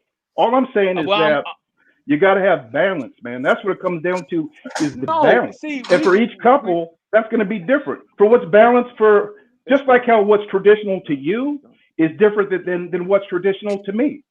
So me and my wife, we're happy with our lifestyle. Is it non-traditional? Yes. Are we happy with that? Yes. So in your household, you may have a more traditional relationship. Are you happy? Yes. But you got to have that balance. Okay. And that's something that you got to. Let me finish. Oh, okay. You have to talk about that before you even get together, right? And as you grow with a person, what's an ideal relationship for you? I think a lot of times you get people that get together. Wait, Q, and then we'll let you stop interrupting me, please. Let me finish. Okay. See, what you want to do is talk to people and say, look, this is the type of lifestyle I want. What do you think about this? Well, no, I was thinking I wanted this. As a matter of fact, I know a girl. She went on a date. She's single in her 30s. She says she wants a man. She says she wants a husband. She says she wants to have kids. She goes out with this guy. She tells me this dude's got his own house. He plays an instrument. He's got a motorcycle. He's in the military. He's got a great career. And she goes, well, you know what I want? I want a man who will stay home while I work because I've got my master's degree and I'm trying to make money. And I want a man who will stay home with the kids if I need him to stay home. But I also want to I want a husband and I want to have kids. And he told her, because she told me this, he goes, that's not what you want. You don't want a husband. You don't want to have kids. You just want people to enter your life and support you in the ways that you want. But that's not what you don't really want the husband. You don't really want the kids. Because if she did, I said, I agree with him. Because if she did, you would look at this dude and say, this is the perfect setup for me. He wants to be here. He's willing to be here. All I got to do is give a little give and take right here. But she doesn't want it. She doesn't want that give and take. She doesn't want that balance. So this is why she's in her 30s and childless and unmarried, because she doesn't want that balance. Go ahead, Q. Did you want to respond, or did someone else want to chime in? I can do that. Go ahead, BMT. So, like I said, for the first starting out of like I told y'all, we started out in struggle. You know what I'm saying? Building up on each other. And it was good because we actually understood, we knew just how much each other could bear. I don't think a lot of people know how much each other can take in a relationship. So, but when I went full on into the military and said, yo, I'm going to just make this career work. You know what I'm saying? I didn't really holistically always get to be home. But I also kept in mind, I one day asked her, you know what I'm saying, like, what is your dreams? What is your goals? Because you forget, when we get in a relationship, some people stop their momentum of what they're doing because they are now focused on what the other person needs. And so I didn't mind saying, yo, what's your dream? What's your goals? What schools are you trying to get into? I can't go to school because I'm always out of country. Q, you understand it. You know how it is for us military people. Once we start our careers, we're going. We can't slow down. So she was that at-home mother with the boys. So soon enough, stuff happened, shit hit the fan, and I got injured and I got put in a coma. Guess what? Shit. So she even more so had more burden because she got 2 kids to deal with, plus also a man she don't know who's gonna wake up. So she's like, well, shit, God, I don't know how this is gonna turn out. So she had to make a lot of life changes for me. By the time I woke up, my woman already had her license to be a CNA for the government. That was good checks because guess what? Now she's getting paid to take care of me as well as make sure that, I said, what happened to our house in Florida? She said, baby, when you was asleep, I didn't know if you were gonna get up. So I got rid of the house in Florida and I moved to Georgia where you was at. So she moved our whole life closer to me while I was in intensive care. You get what I'm saying? Things do happen where what was once how you set it up for everything around one person, mine stopped what she was doing out of the traditional sense. Say, I had to go to work because I didn't know if you're gonna make that cost. Granted, I'm not gonna lie, some of the ladies in my family like, well, you should have stayed and take care of the kids. She's like, I didn't have that option. My man, I didn't know what was gonna happen. So rather than wait and be that damsel in distress and wait for somebody else to save me, I had to pick up and say, either I'm gonna make this work, stop crying, and get my ass to work. Right. So some people we have to, and yes, I agree wholeheartedly. Black people, we do not live in traditional settings as other people have. So we have to learn how to adjust to certain circumstances or environments where we have to, I'm in a position where I can do this. Now, luckily down the road, we're really good. I'm glad that she does that now. Now she's going to school again to go get her chiropractor license so that way she can work on VA as well as sports medicine. So, but guess where I'm at? I'm at home. I work at home with my business. I'm the stay-at-home father. She's going to school and she's going to work. But see, I still support her and I don't mind being home. Does that mean that she treats me any less than a man? No. She still comes, she still cooks, she still does the things as her motherly and wife duties, but also sometimes when I know she's out and about and she got exams and stuff like that, I don't ask her to cook. She's doing her job, she's studying. I cook. I make sure that the kids and me clean. I go to the school function, the programs, because I know she's doing something for investment for the family. So every house is going to be different. What works in all our houses ain't going to always be ideally the same. I think that's where we kind of clash heads at, because we kind of try to say this is the end all be all code of the Black household now. And we know that's not true, because I don't know where, I think where like Concrete was saying, I used to live in an urban family neighborhood. Now I'm in a different neighborhood. So, different income, different intakes. Now she has a man, you know what I'm saying, where now it's not as hard. So now you never know. Probably 3 years later, y'all probably plan on moving out to the countryside. You know what I'm saying? Or maybe y'all might want to move up to like the beach or wherever. So different stuff is going to dictate on how the men and women interact, on how they're going to do the roles in the household.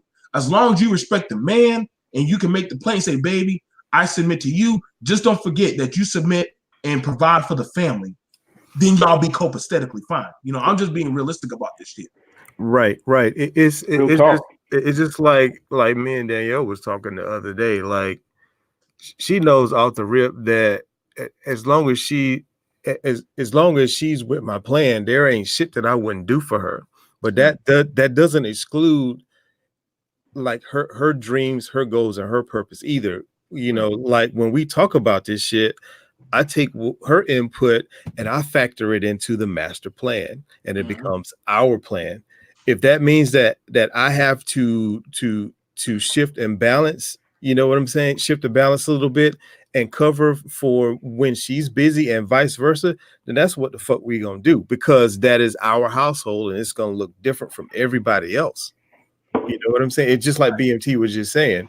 It's about covering for each other and knowing, like, if I were out for the count, just like BMT was just saying, that she would do shit in a way that I would approve of. And that's just kind of how it rolls. So I those think that's why are it's facts. good. But here's where we get the ahead. argument conflated at. Okay, since we've been let off the plantation, the vast majority of Black people, Black men and Black women in relationships and marriages have had to work together, hand in hand, to have a certain standard of lifestyle. See, we act like we as Black men have had the ability to do what white men have had the ability to do, which was have the opportunity to have a stay-at-home woman. We know that that's not the case for the vast majority of Black people. We know that. So we got to go away from that. We've always had. I don't know that the vast majority of white men had stay-at-home moms. I don't know that that's true. At a point in time, they did. Okay, hold on. Can I finish? At a point in time, they certainly did. Finish, brother. When? And I would tell you why. Because if you look at the freaking numbers, the numbers don't lie. White men have always had that, for the most part, the advantage. There are more of them than it is of us. So by the numbers, they've had the ability to be able to be in certain positions in the economic, in the ecosystem here. By the numbers, okay. When you look at the average household income for a black family, no, I need black women didn't have to fight to go to work because we were already working. So there was a point in time when white women were not working. When you look at the economic, when you look, it was illegal for white women to like open up a bank account. I don't care about all of that. What I am telling you is, and this is the bottom line. When you look at by the numbers, more white men were able to have a woman to be able to stay at home than black men. Even slavery, pre-slavery days, during slavery and after slavery. Why? Because they had the upper hand. This is a country built for them, by them, for them. We've never had that advantage. It's only a small percentage of black men that were able to move up the economic ladder to where they could have the advantage to have a woman that was able to stay at home and not have to work doing fucking back in the day, in the 30s, 20s, that didn't count. That's not what I was saying, though. I wasn't saying that. Well, that's what what I'm saying is that's what I'm telling you. We've always had to be a two working family, hold on, working party family. You're acting like it's a fact that, like, well, black people always had to struggle and work together to make it happen. I didn't say struggle and work. I didn't say. No, you didn't let you have not allowed me to finish. That's why you haven't allowed me to finish. You haven't allowed me to finish, brother. I'm like, I don't know how that is. You're not listening. You're not listening. You're not listening. You know not to listen. You're only listening to respond. You know not to listen. Don't push a fucking narrative, man. Come on, because we want to be able to hear both of you guys. So let's take it one at a time. Being pushed. Like, I don't even know who the fuck you are. You don't know shit about me. I do know you. I've talked to you. Remember, you're the guy. You told me that. Who are you? That Benadryl doesn't make you sleepy. Truth is, I know. You know truth. Q. Yeah, you know who I am. Q. Remember, you were telling me that Benadryl doesn't make people sleepy. I've never had the Benadryl conversation with you, so you got me confused with somebody else. It was me. I haven't. Yeah. What's his name? I've never told you that Benadryl doesn't make people sleepy. Yeah, fuck out of here. Yeah, you no, did. Then get the fuck out of here. No, get the fuck out of here. Okay, let's take it back to the topic. Let's get the conversation about Benadryl doesn't matter. Listen, man, I've never had that conversation with you. It was me, you, and him. I've never had that conversation with you because I know Benadryl makes people sleepy. Okay, so Benadryl doesn't move the conversation along. All right, at the end of the day, this is what I'm telling you. When you look back over history, you will see that for those of us who were married, we've always had to have a two-income family where the man and the woman both had to work. Okay, this is what I would tell you. When you look at the numbers, by the numbers, more white men, and it's more of them than it is of us. Even if you break it down across the board evenly in the socioeconomic numbers, more of them were able to have. More of them were able to have their women to stay at home and be housewives than it was for us. So that's why you can't apply it across. So that's why you can't apply it across the board. We've always had to work together. You can't apply what across to have a certain standard of living. You can't apply what. So I don't understand. So I don't understand what the fuck the difference is. What are you saying? You can't apply what across the board? When you apply the socioeconomic standard across the board, I don't understand why we got to have this conversation. Listen, my mother did not.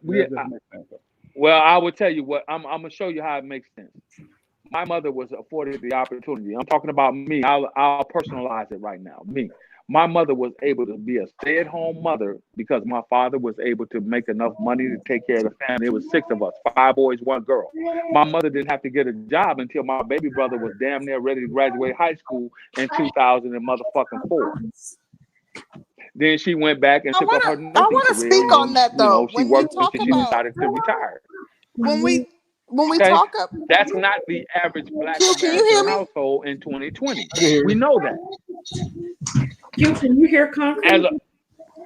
As opposed to He might can't hear you. our counterpart. He can hear you. He just won't stop talking.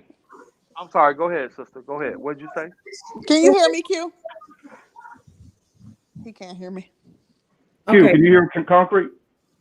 No, I can't hear concrete. Okay, concrete, jump out and come back in. It's not Yeah. me. It's him. He has to come and jump out and come back in. But don't worry about The it. bottom Let line him is this, finish. and I'll say this, and I'm gonna be done because I got shit to do. Super Bowl party to attend. I got shit to move out. The bottom line is this: Black men and Black women simply have to step their game up on both sides. Period. Black women have to step their game up. Black men have to step their game up. If you want the type of man that's going to provide for you and take care of you and soften the nest and bring the big fluffy feathers into the nest for you, you have to be one that's willing to go ahead on and make sure that you fluff out the goddamn feathers. If you're not a woman that's willing to do that and you want to stand in difference and in odds, you go ahead on and you stand in difference and in odds, and you will be a fucking single fucking woman out here with cats as you age. For Black men, if you're not willing to goddamn step up to the plate and do what you need to do and take care of a woman holistically, then you get what you fucking get. That's the bottom line on it. Okay, mic Period. drop. Okay. I agree with that. That's true. Okay. Let me ask the ladies something. Let me ask you guys something. Why is it? Sure thing. Why is it that so many Black women are not serious about finding husbands and maintaining healthy relationships? Okay, from my perspective, I think that a lot of women have been hurt and they feel like a lot of the men, now if they're educated and they've done what they were supposed to do, like as far as schooling and career-wise, then it's like they want men who are on the same economic level, while economics, a woman's economics don't generally, I'm not going to say they don't generally matter to a man, because down here, it seems to be a different dynamic. And I really think that depends on the demographic. Right. But from what I hear, it's like if the man isn't making a certain amount of money, if he doesn't look a certain way, I think a lot of us are kind of still looking for a fairy tale in a certain sense. And so if it's not matching this fantasy that we have in our head, then a lot of women are like, you know what? When you enter into a marriage and you really, really take on the responsibility of really being with someone, that shit is a lot of work. Mm-hmm. Then when we look at like our mothers and grandmothers, and I had a mother that was very, very, very real with me about marriage, and very real with me about my stepfather. You know what I'm saying? And so don't get me wrong, my mom was a good wife and my stepfather was a good husband, to be honest with you. I think they were both really good people in a marriage together. But it was certain things that my mom didn't want to compromise on. It was certain things that my stepfather didn't want to compromise on. And so it was just things that I learned about marriage that I was like, I don't know if I want to jump off into that right away, but you know, your relationship is your relationship. But I think a lot of Black women feel like if they can't get the man that they truly, truly want, why go through with it? That's my opinion. And now I'm gonna just give you the short and sweet Well, answer if for I me. may, Hold on, Q. I would Let tell me you just this. say really quick. He can't hear me. You don't Can get you to tell tell him a I'm talking? man Q, that you are the house. Q. Councilman Rose is talking right now. Q, she's talking right now. Oh, I'm sorry. I can't hear her. I'm gonna be real Sorry, brief. I just want to say, I think that And then I'm gonna be regarding your done. question, it's because they've been indoctrinated by white feminists and made to believe that they don't need men, and that's my response. Yeah, let me ask you about that, because I hear that all the time, and it makes sense. But I went to a West Coast liberal school filled with feminists, and them white girls want husbands. So how come white women want husbands, but how come white feminists want husbands, black feminists don't? So they want they want husbands that they can still control. And I think that the message that was pushed to Black women was that you don't need your man. In addition, there were several government programs put in place to almost to act as a negative reinforcement to Black women who got rid of their men, or positive reinforcement to Black women who got rid of their man or who didn't have men in the household. So I think that, that was kind of in line with the message that was being pushed by white feminists. Let me cut at that, and that was actually very true. So here, because we always bring up, why did Black women take that card of feminism, and we forget how many Black women had to stop going to school back in the day to help out at the house. How many Black women couldn't go get a job because the job market wasn't fair for the Black man. So you damn sure know what's going to be fair for you. And how many Black women already knew that, hey, I'm stuck with this man. I didn't choose this man, like shit. But you know what? My family just handed me off because this man offered them some money. We're not going to pretend like certain men did not trade off their daughters for goddamn, some money. And it ain't like the woman or the mother could say any shit. It was what it was. So in addition, when you think about white men, they're more apt to, white men don't feel necessarily threatened, and it's not a threat to their white feminism does not appear to be as much of a threat to white masculinity as it does to Black masculinity. Because for Black men, the only place that they can feel like the leader is generally in the home. So white men are more apt to put up with it and to marry a woman who has feminist ideologies because it's not necessarily a threat to them because they rule the the court, they rule the country. So it's not as much of a threat to them as it would be to a Black man. He's already having to fight outside of his home. He doesn't want to come home and have to fight the same ideologies that he does out in the world. To be honest, let me just say this. To be honest, I don't really think that white women took feminism as seriously as Black women took it, because white women will still stand behind their man. Right. And we can see that in the election. That's true. They'll talk that stuff outside of the home, but yeah, that's a good point too, Danny. But let's be for real, because I know somebody said, what does that have to do with disrespect? Let's just be for real. After the Civil Rights Movement, and a lot of Black men were either killed or incarcerated because of civil rights, what happened to the other men? They got sent off to Vietnam. So again, this is where the women have to make the decisions on their own. So they're like, listen, I'm gonna tell you what, you don't want to work for that man, you don't want to be under this kind of oppression. I'll tell you what if I offer you education, your own housing, your own shit, and also pay wages, and you can go to school for free? Because I think they had IBM, Bell South.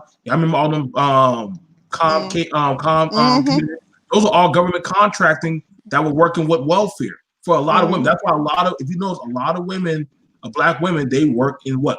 Government or state official offices, because they were getting taken on by the state. And yet, so when the men did come back, the men weren't getting any help from the state. It was just the women. So the women were like, well, look, I need a man for it. I got it all done by myself. You couldn't get the property in the house. See, it makes the man look less than, and they pitted us like that. Yeah, it was by design. Because the dynamic shift, the monetary dynamic shift. Right. You were fighting to get the house and keep it in the family, but you couldn't get the money because they were keeping you out. But they took her and let her get the house and let her get the money. But the deal was one thing: you could not be part of the contract. So that, in the sight of your family and the community, made you look weak. So they purposely did that. If they can't destroy you, they'll destroy your name on your imagery. And they are very good at doing that. So it put a huge wedge in the Black households. If you look at the stuff, the Black men, the Black boys are like, yo, every time I talk about a family, this Black girl will say, like, what do I need a man for? Shit, I got food, welfare, I got and housing. Black women were so easily, like, we were susceptible to the programming, but we were easy to manipulate in that way, and we bought into it hook, line, and sinker. Very much so.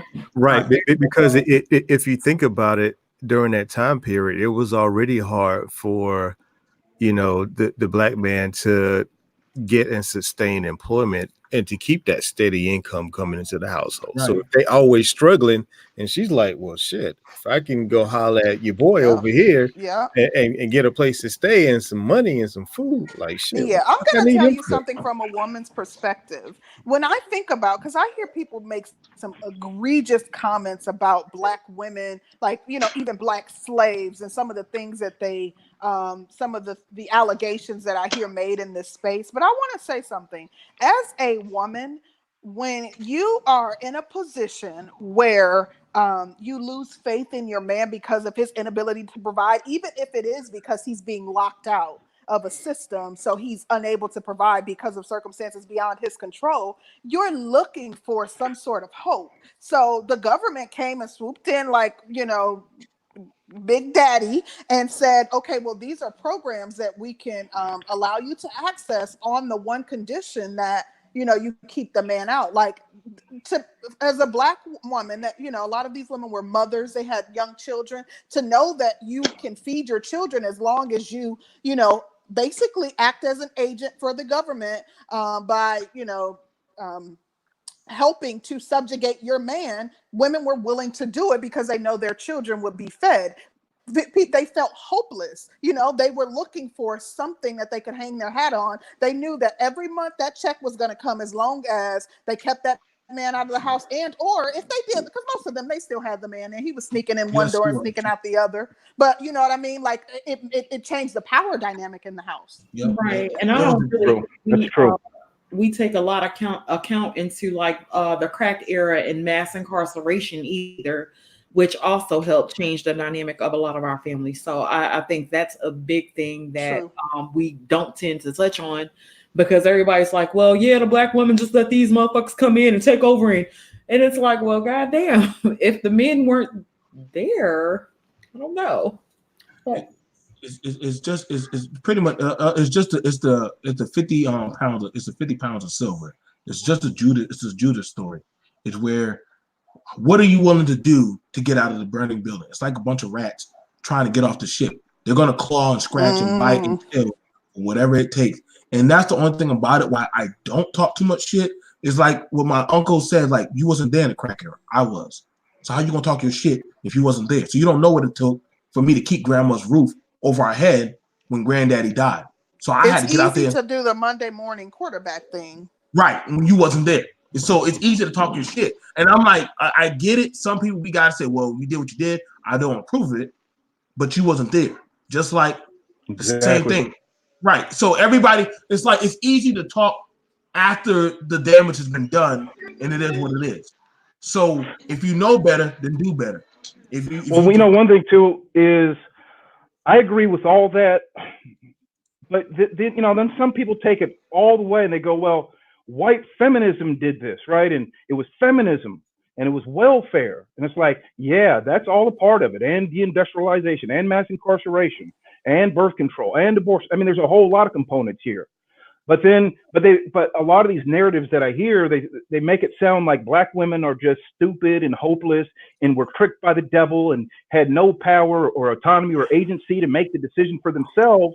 And it's like what BGS says. He talked about, it was in the Kearney report. It was in the what was it? The Moynihan report. And they were going, no, this has already been in the culture, which would make a lot more sense. But here's my question now. Then because I think we all are on the same page. We can all agree here, at least in this chat, that we have a cultural issue, right? It's just like the women are acculturated a certain way, the men are acculturated a certain way, and it's not working. So I think, like, moving forward, don't we need, like, we see SYSBM, IBMOR, like, look, I got a white wife. I don't want to see a million interracial couples. I want to see a thriving Black community. I think we all can agree with that. But I think, like, what I would like to see is, and I think what men are saying is, we want to see women like yourself, Sister George and Concrete Rose, like, scream loud from that megaphone and get like an army of women to change the culture for themselves, because nobody else can do it. That's true. And and I have to admit that there's definitely some accountability that has to be taken, if nothing more than admitting that we basically volunteered to be agents, to be used in order to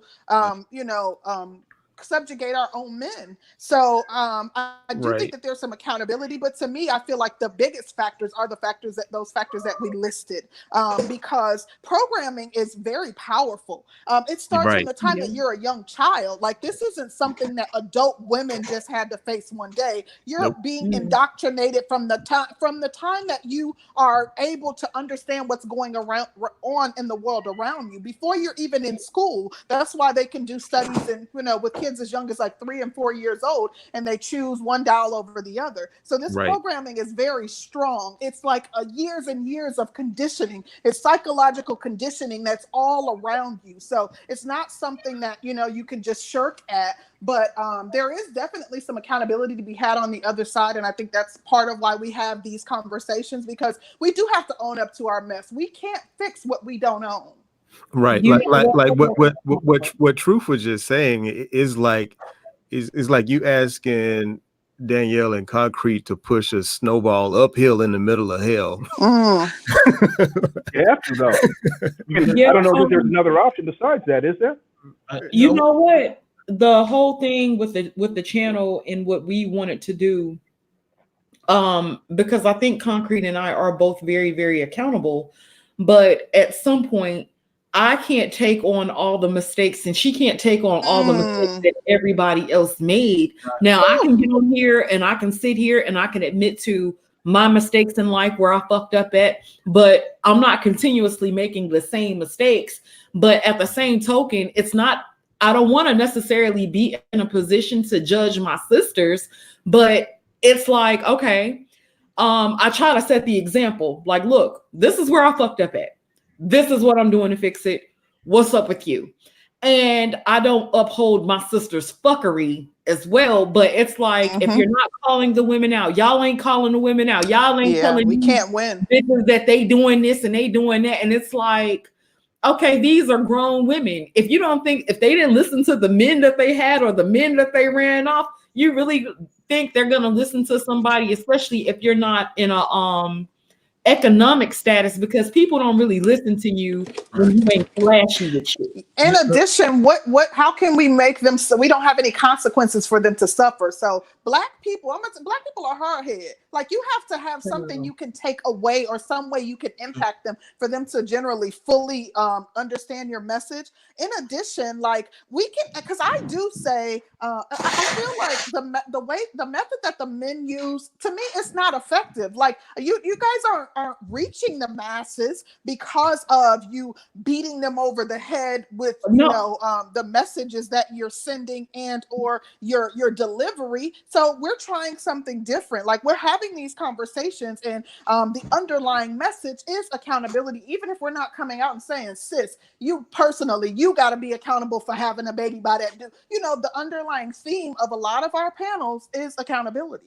Right. Well, let me respond to that. Let me respond to that, because I said what I said, but I also want to say that to me, it feels like that is what you're doing. It does sound like you're screaming from a microphone, from a megaphone, to help shape culture. That's what it looks like to me as an outsider, because you're having very rational, adult, civil conversations, and it seems like you're very well intended in that way. But like, as a black man, and I look at this and I'm like, there's not enough Sister Georges and Concrete Roses out here. Like, you guys get called, they shit on you and call you a pick me and all this old crazy stuff. So when women do it right, it's like they try to beat you down and hush, don't say that, don't say these things. And it's like, well, if black women don't rebuild the culture for themselves in small ways, and everybody can't, doesn't have 40 hours a week to dedicate to this, but everybody's got to be hands on deck and help shape this culture. Like, for example, I was on a hangout with some women, and they go, well, Truth, well, what would you tell your daughter when it comes to dating men? And she, because they felt like they got bad advice. And I said, well, pick a man with character and integrity who's got a strong education, who wants to work hard for you. Get a man who treats you right. Like, don't worry about the superficial stuff. It's about the core values. She goes, wow, no man ever told me that before. My dad, I didn't talk to my dad. I never heard that before. It made me want to cry. And I'm thinking, like, well, goddamn, that's not that complicated. Wow. Like, your mom didn't tell you, culture didn't tell you that. And I don't know if she was acting or whatever, but no, culture isn't put, that message isn't permeated throughout our culture. So nope. You gotta. And then another thing is, it's like with a lot of the sisters don't really realize where they fucked up at, or it's not a thing that really hit them. It's not really consequences that they have to face behind a lot of their choices. And so if you have 4 or 5 kids by 4 or 5 different men, and you were able to get welfare, and you were able to put the blame off on the man for being abusive or crazy or whatever, and you put the man out or whatever. A lot of women don't really look at their own selves and say, okay, I made this choice and I made that choice. True. And so I have to be accountable for my choices. And women have not been made to be accountable. And so it's like when the women have been pacified for as long as we can remember, they've been pacified. Nobody's held them accountable. Nobody took the rug out from under them. Then it's like you have this effect where the men are saying, you know what, fuck this, I'm not dealing with this type of shit. Then they're almost rewarded for doing the things that they do. Yes. You know, women can they can weaponize the police. They could, you know, get government assistance and, you know, put men on child support as a form of punishment. If you don't do what I say, I'll go to the child support. I'll go to the law on you. You know what I mean? Like, they're almost rewarded because they're acting as agents and they don't even realize it. Well, here's the thing too. Let me give you guys a little pushback on that. I'm gonna maybe sting you up a little bit on this, because earlier you were saying like, well, I don't want to talk against my sisters, and I said right there, well, okay, as a thinking black man, and I stand with thinking black men and I stand with my guys, and I go, well, if you're not willing to speak against the culture, then are you really an ally to black men? If I ask that, I have no problem speaking against black women. No, I think we do. Absolutely. I think we both speak against the culture. Yeah. I think we absolutely speak against the culture, but we speak out against it because that's why we're called mammies, and that's why, you know, we get berated and, you know, things are. But what people want us to do in this space is call out specific people. And like, I'll give y'all a prime example. I went on Obsidian show a couple weeks, maybe about a week or so ago, and Obsidian was asking me questions about Cynthia G and whatever Cynthia G has going on. Now, I've never had a real conversation with Cynthia G. I honestly can say what I've heard, but I don't know if that's true or untrue, because I don't know, and I haven't investigated, and I've never talked to the woman. But I'm also a single mother who had a child out of wedlock. Now, I can sit here and be accountable for my actions, but how do I look as a woman who was also, well, I don't know what her story is, but if her story is that she had a child out of wedlock, then how am I, as a woman who had a child out of wedlock, able to look at her and say, well, you shouldn't have had a child out of wedlock? Right. It's like, I don't have that right. So I'm not going to call out anything specific. I'm not going to call out women specifically, but I'll call out the behavior specifically. Let me give you some pushback on that too, because there's a major difference. Like, maybe you don't call her out for being a single mom or whatever in that degree, but that woman says so much shit that there's no way she could believe what she says. A lot of these women, they talk a lot of shit that they don't believe, that they know is not true. Like you, Concrete Rose, you said some crazy shit to me in one of our conversations, and you meant every word of it. I was like, well, I respect you. It sounds not insane. Not sure what you're talking about, but if I said it, I'm sure I meant it. Yeah, you meant it, right? Talking about, but if I said it, I'm sure I meant it. But see, hang on. So let me, a lot of these other women, they don't even mean what they're saying. They're just bullshitting because they're saying it for views, and what they're doing is they're capitalizing. Old Man does a lot of this too. A lot of these guys, what they're trying, instead of like trying to really reshape the culture for something better, what they're doing is they're capitalists. They're YouTube capitalists, and they'll say anything for money. Now, Old Man, I stand with about 98% of everything he says. But at the same time, I wouldn't trust that motherfucker. I would not trust him at all. Wait. So let me get at this, because I've been listening to both sides, and literally I like to sit off the court and just watch the game, because that's all I see it as a game of he said, she said. Sometimes Negroes be knowing more of what's going on YouTube than what's going on with their kid in school, and I'd be like, yo, like, y'all worry too much about some of these things. Like, I agree. Like, at some point, if you're not going to be telling me solutions, if y'all got a problem with single mothers, don't bother with them. But also in the same sense, if you know you're not, like, I could tell the brother Curlin, he's not messing around and up in these ratchet women facing, and you too, True. Neither am I. We don't got no business being in them areas. You know what I'm saying? Like that I'm not of that ilk anymore. But the same way else, I'm not going to be going around saying, you know what, get yourself a white woman, because clearly the black woman don't got no culture. But I'm like, nigga, do you know how I look saying that shit? Because my kid, I have kids. I mean, I'm not going to shit on my people for other people to get a smile on the side. Like, when I go to other people's spaces, they're not going to say, get yourself a black woman because she's a freak. Like, they're not. Like, we got to understand, certain times you got to know when to say, yo, dude, I need to stop what I'm doing. I'm doing more harm. Like, I usually try to give answers. Hey, you guys, y'all want to know how to get a job? Y'all want to know how to do your taxes? Maybe it may not be the most liked or viewed video, but guess what?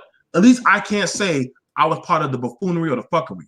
Like, when they asked me to come up here, I'm only speaking about my marital experience. And I understand me being, as long as I've been in the marital spirit, I've been in the marital spirit for a long time.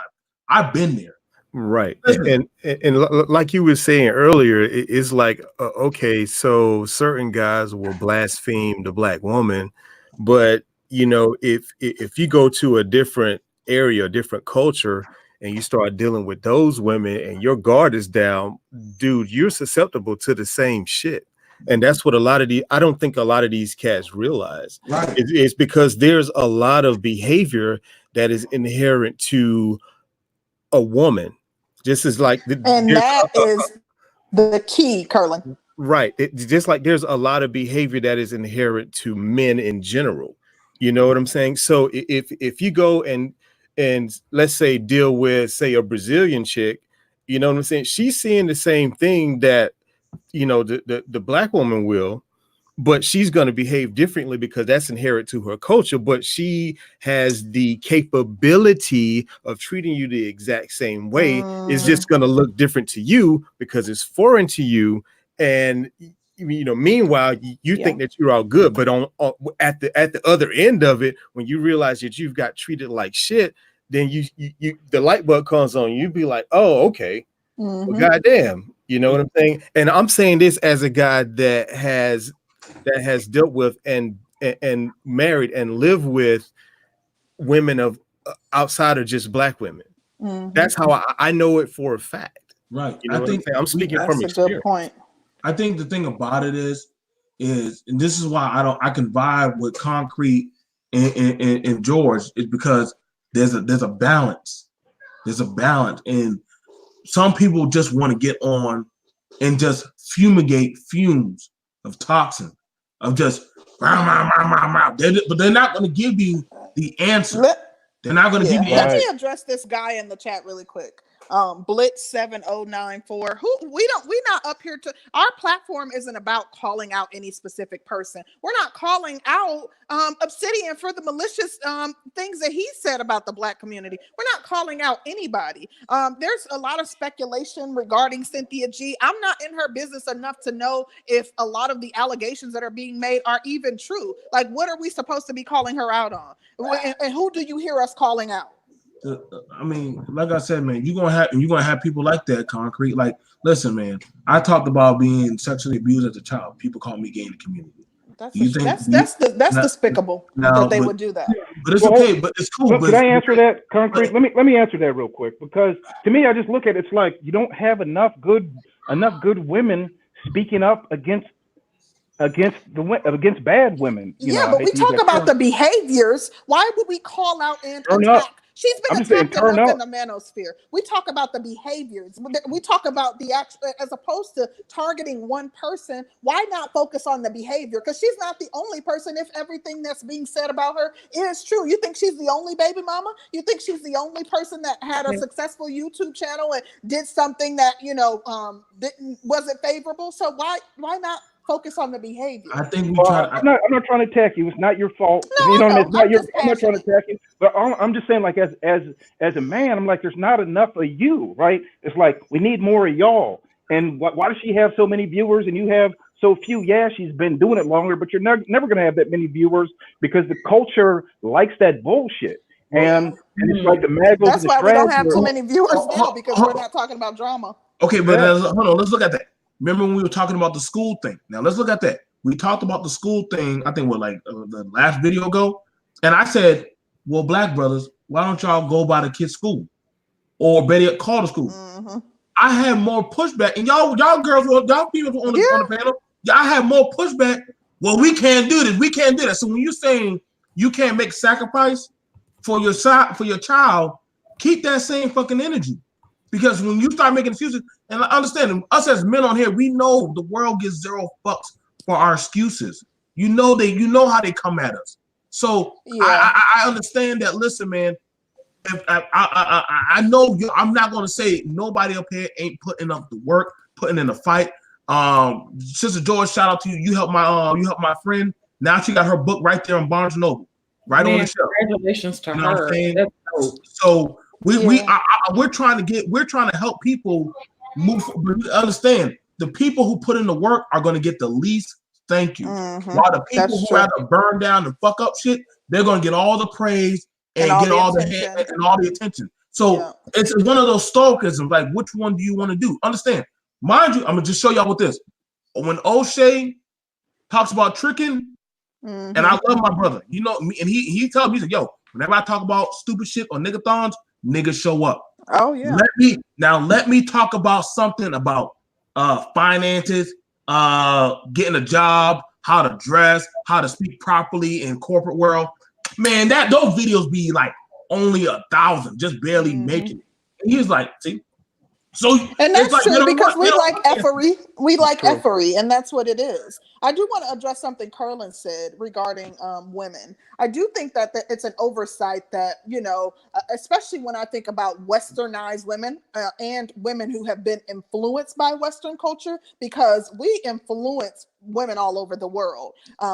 When you think like it's, when you talk about women being selfish, women being hypergamous and only wanting, a man's resources, and a lot of the things that are focused on regarding Black women are inherent to westernized women, and it's a part of the programming, and that is something that is not acknowledged. And I find it very funny that men will put women of another persuasion on a pedestal and act as if that's a better choice, when they've been indoctrinated the same way in which Black women have. So you're gonna, and it may not be as evident when you're dealing with someone from another culture, because like Curlin said, you don't, that it's foreign to you. So it's gonna look a different, it may look a different way, but a lot of times it's the same thing. It's just, it plays itself out in a different way. But I think that that's one thing that gets ignored. You know what I mean? Like, we have to be honest about the fact that, we and I know we're selfish. We're almost, a lot of the things that we're kind of acting out in adulthood, like, it started from the time that we were children. We were made to feel and think that as though we're princesses, and that, we deserve certain things, and that we shouldn't have to work for it. And that is what you're seeing played out in adult women. Right. Overall, I think our society as a whole has a much bigger impact on the behaviors that you see across women, westernized women, all across this country, and all across this continent, versus the concentrated impacts of, say, a certain society. Now, that's not to say that we don't have our own bullshit, because we do, but you can best believe that other women have their own bullshit too. I mean, it's clear that they do. That's why there are MGTOW groups that are, specific to women of other cultures. Right. I mean, like, if it wasn't there, if it didn't exist, then Rollo Tomasi would be in business right now. And we all know that brother been at it for a while. So, matter of fact, Rollo Tomasi is on. He has 1,000 live viewers right now. So, hey, just saying. Interesting. Well, this has been a good topic, and I agree with a lot. Good conversation, but we're going to go ahead and get ready to close it out. So we're going to start with final comments. Danny, who you want to go first? I'll go first. If your woman makes you a plate in public, but she's an asshole at home, doing something wrong. So you got to, you know what I mean? You got to make that plate in public and be nice, or at home. It's got to be both, right? No shorts. I'm out of here later. All right, Thank you, Truth. Thank you, True. BMT.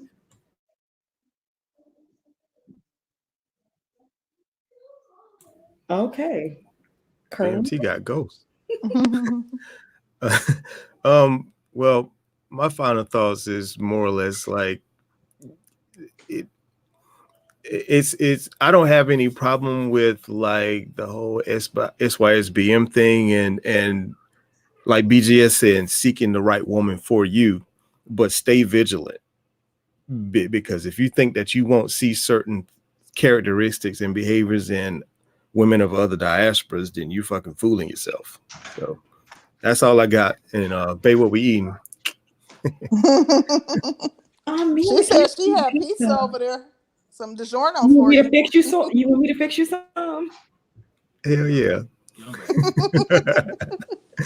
You know, this was definitely a good conversation. And I often hear Danny say that, you know, she is, you know, all for SYSBM. And, you know, like I said, I've always gotten mixed messages. And this topic wasn't about SYSBM, but Curlin brought it up, so it made me think about something. I've always gotten mixed messages regarding the mission of SYSBM, but I'm all for people finding what makes them happy. You only get one life, so it's important to find a mate that, you know, you can live with and someone that, you know, will make you happy. I just am not a proponent for you know, elevating any group of people over my people. So, you know, that's my only issue with the whole message that I've heard put out there attached to SYSBM. But nonetheless, this was an absolutely good topic. We wanted to do something lighthearted that wasn't too deep. We know y'all getting ready to watch the Super Bowl, so I'm gonna shut up and then let Danny chime in. One day I am really going to have to break down why I am in support of SYSBM, because I do support them in a certain sense.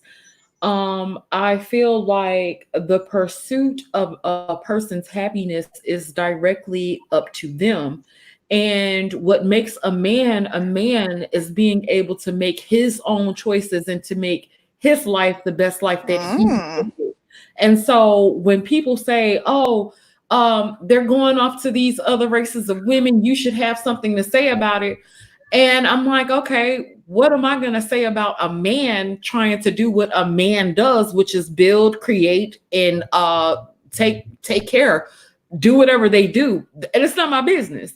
Yeah, so I have my reasons for why I support SYSBM, and I think it's quite different than what most people would expect it to be. But do what you do, live your best life, because at the end of the day, I'm not with you. I'm not making your life any better. If you say it's the culture that's messed up, then get away from the culture. And if they're out, from what I've heard from a lot of the guys in SYSBM, they're really trying to build and create something new. And I salute them on their journey, because when I get ready to do something on my own and for my people, then that's what I'm going to do. And I don't expect a lot of pushback when I do what it is I'm going to do for my people.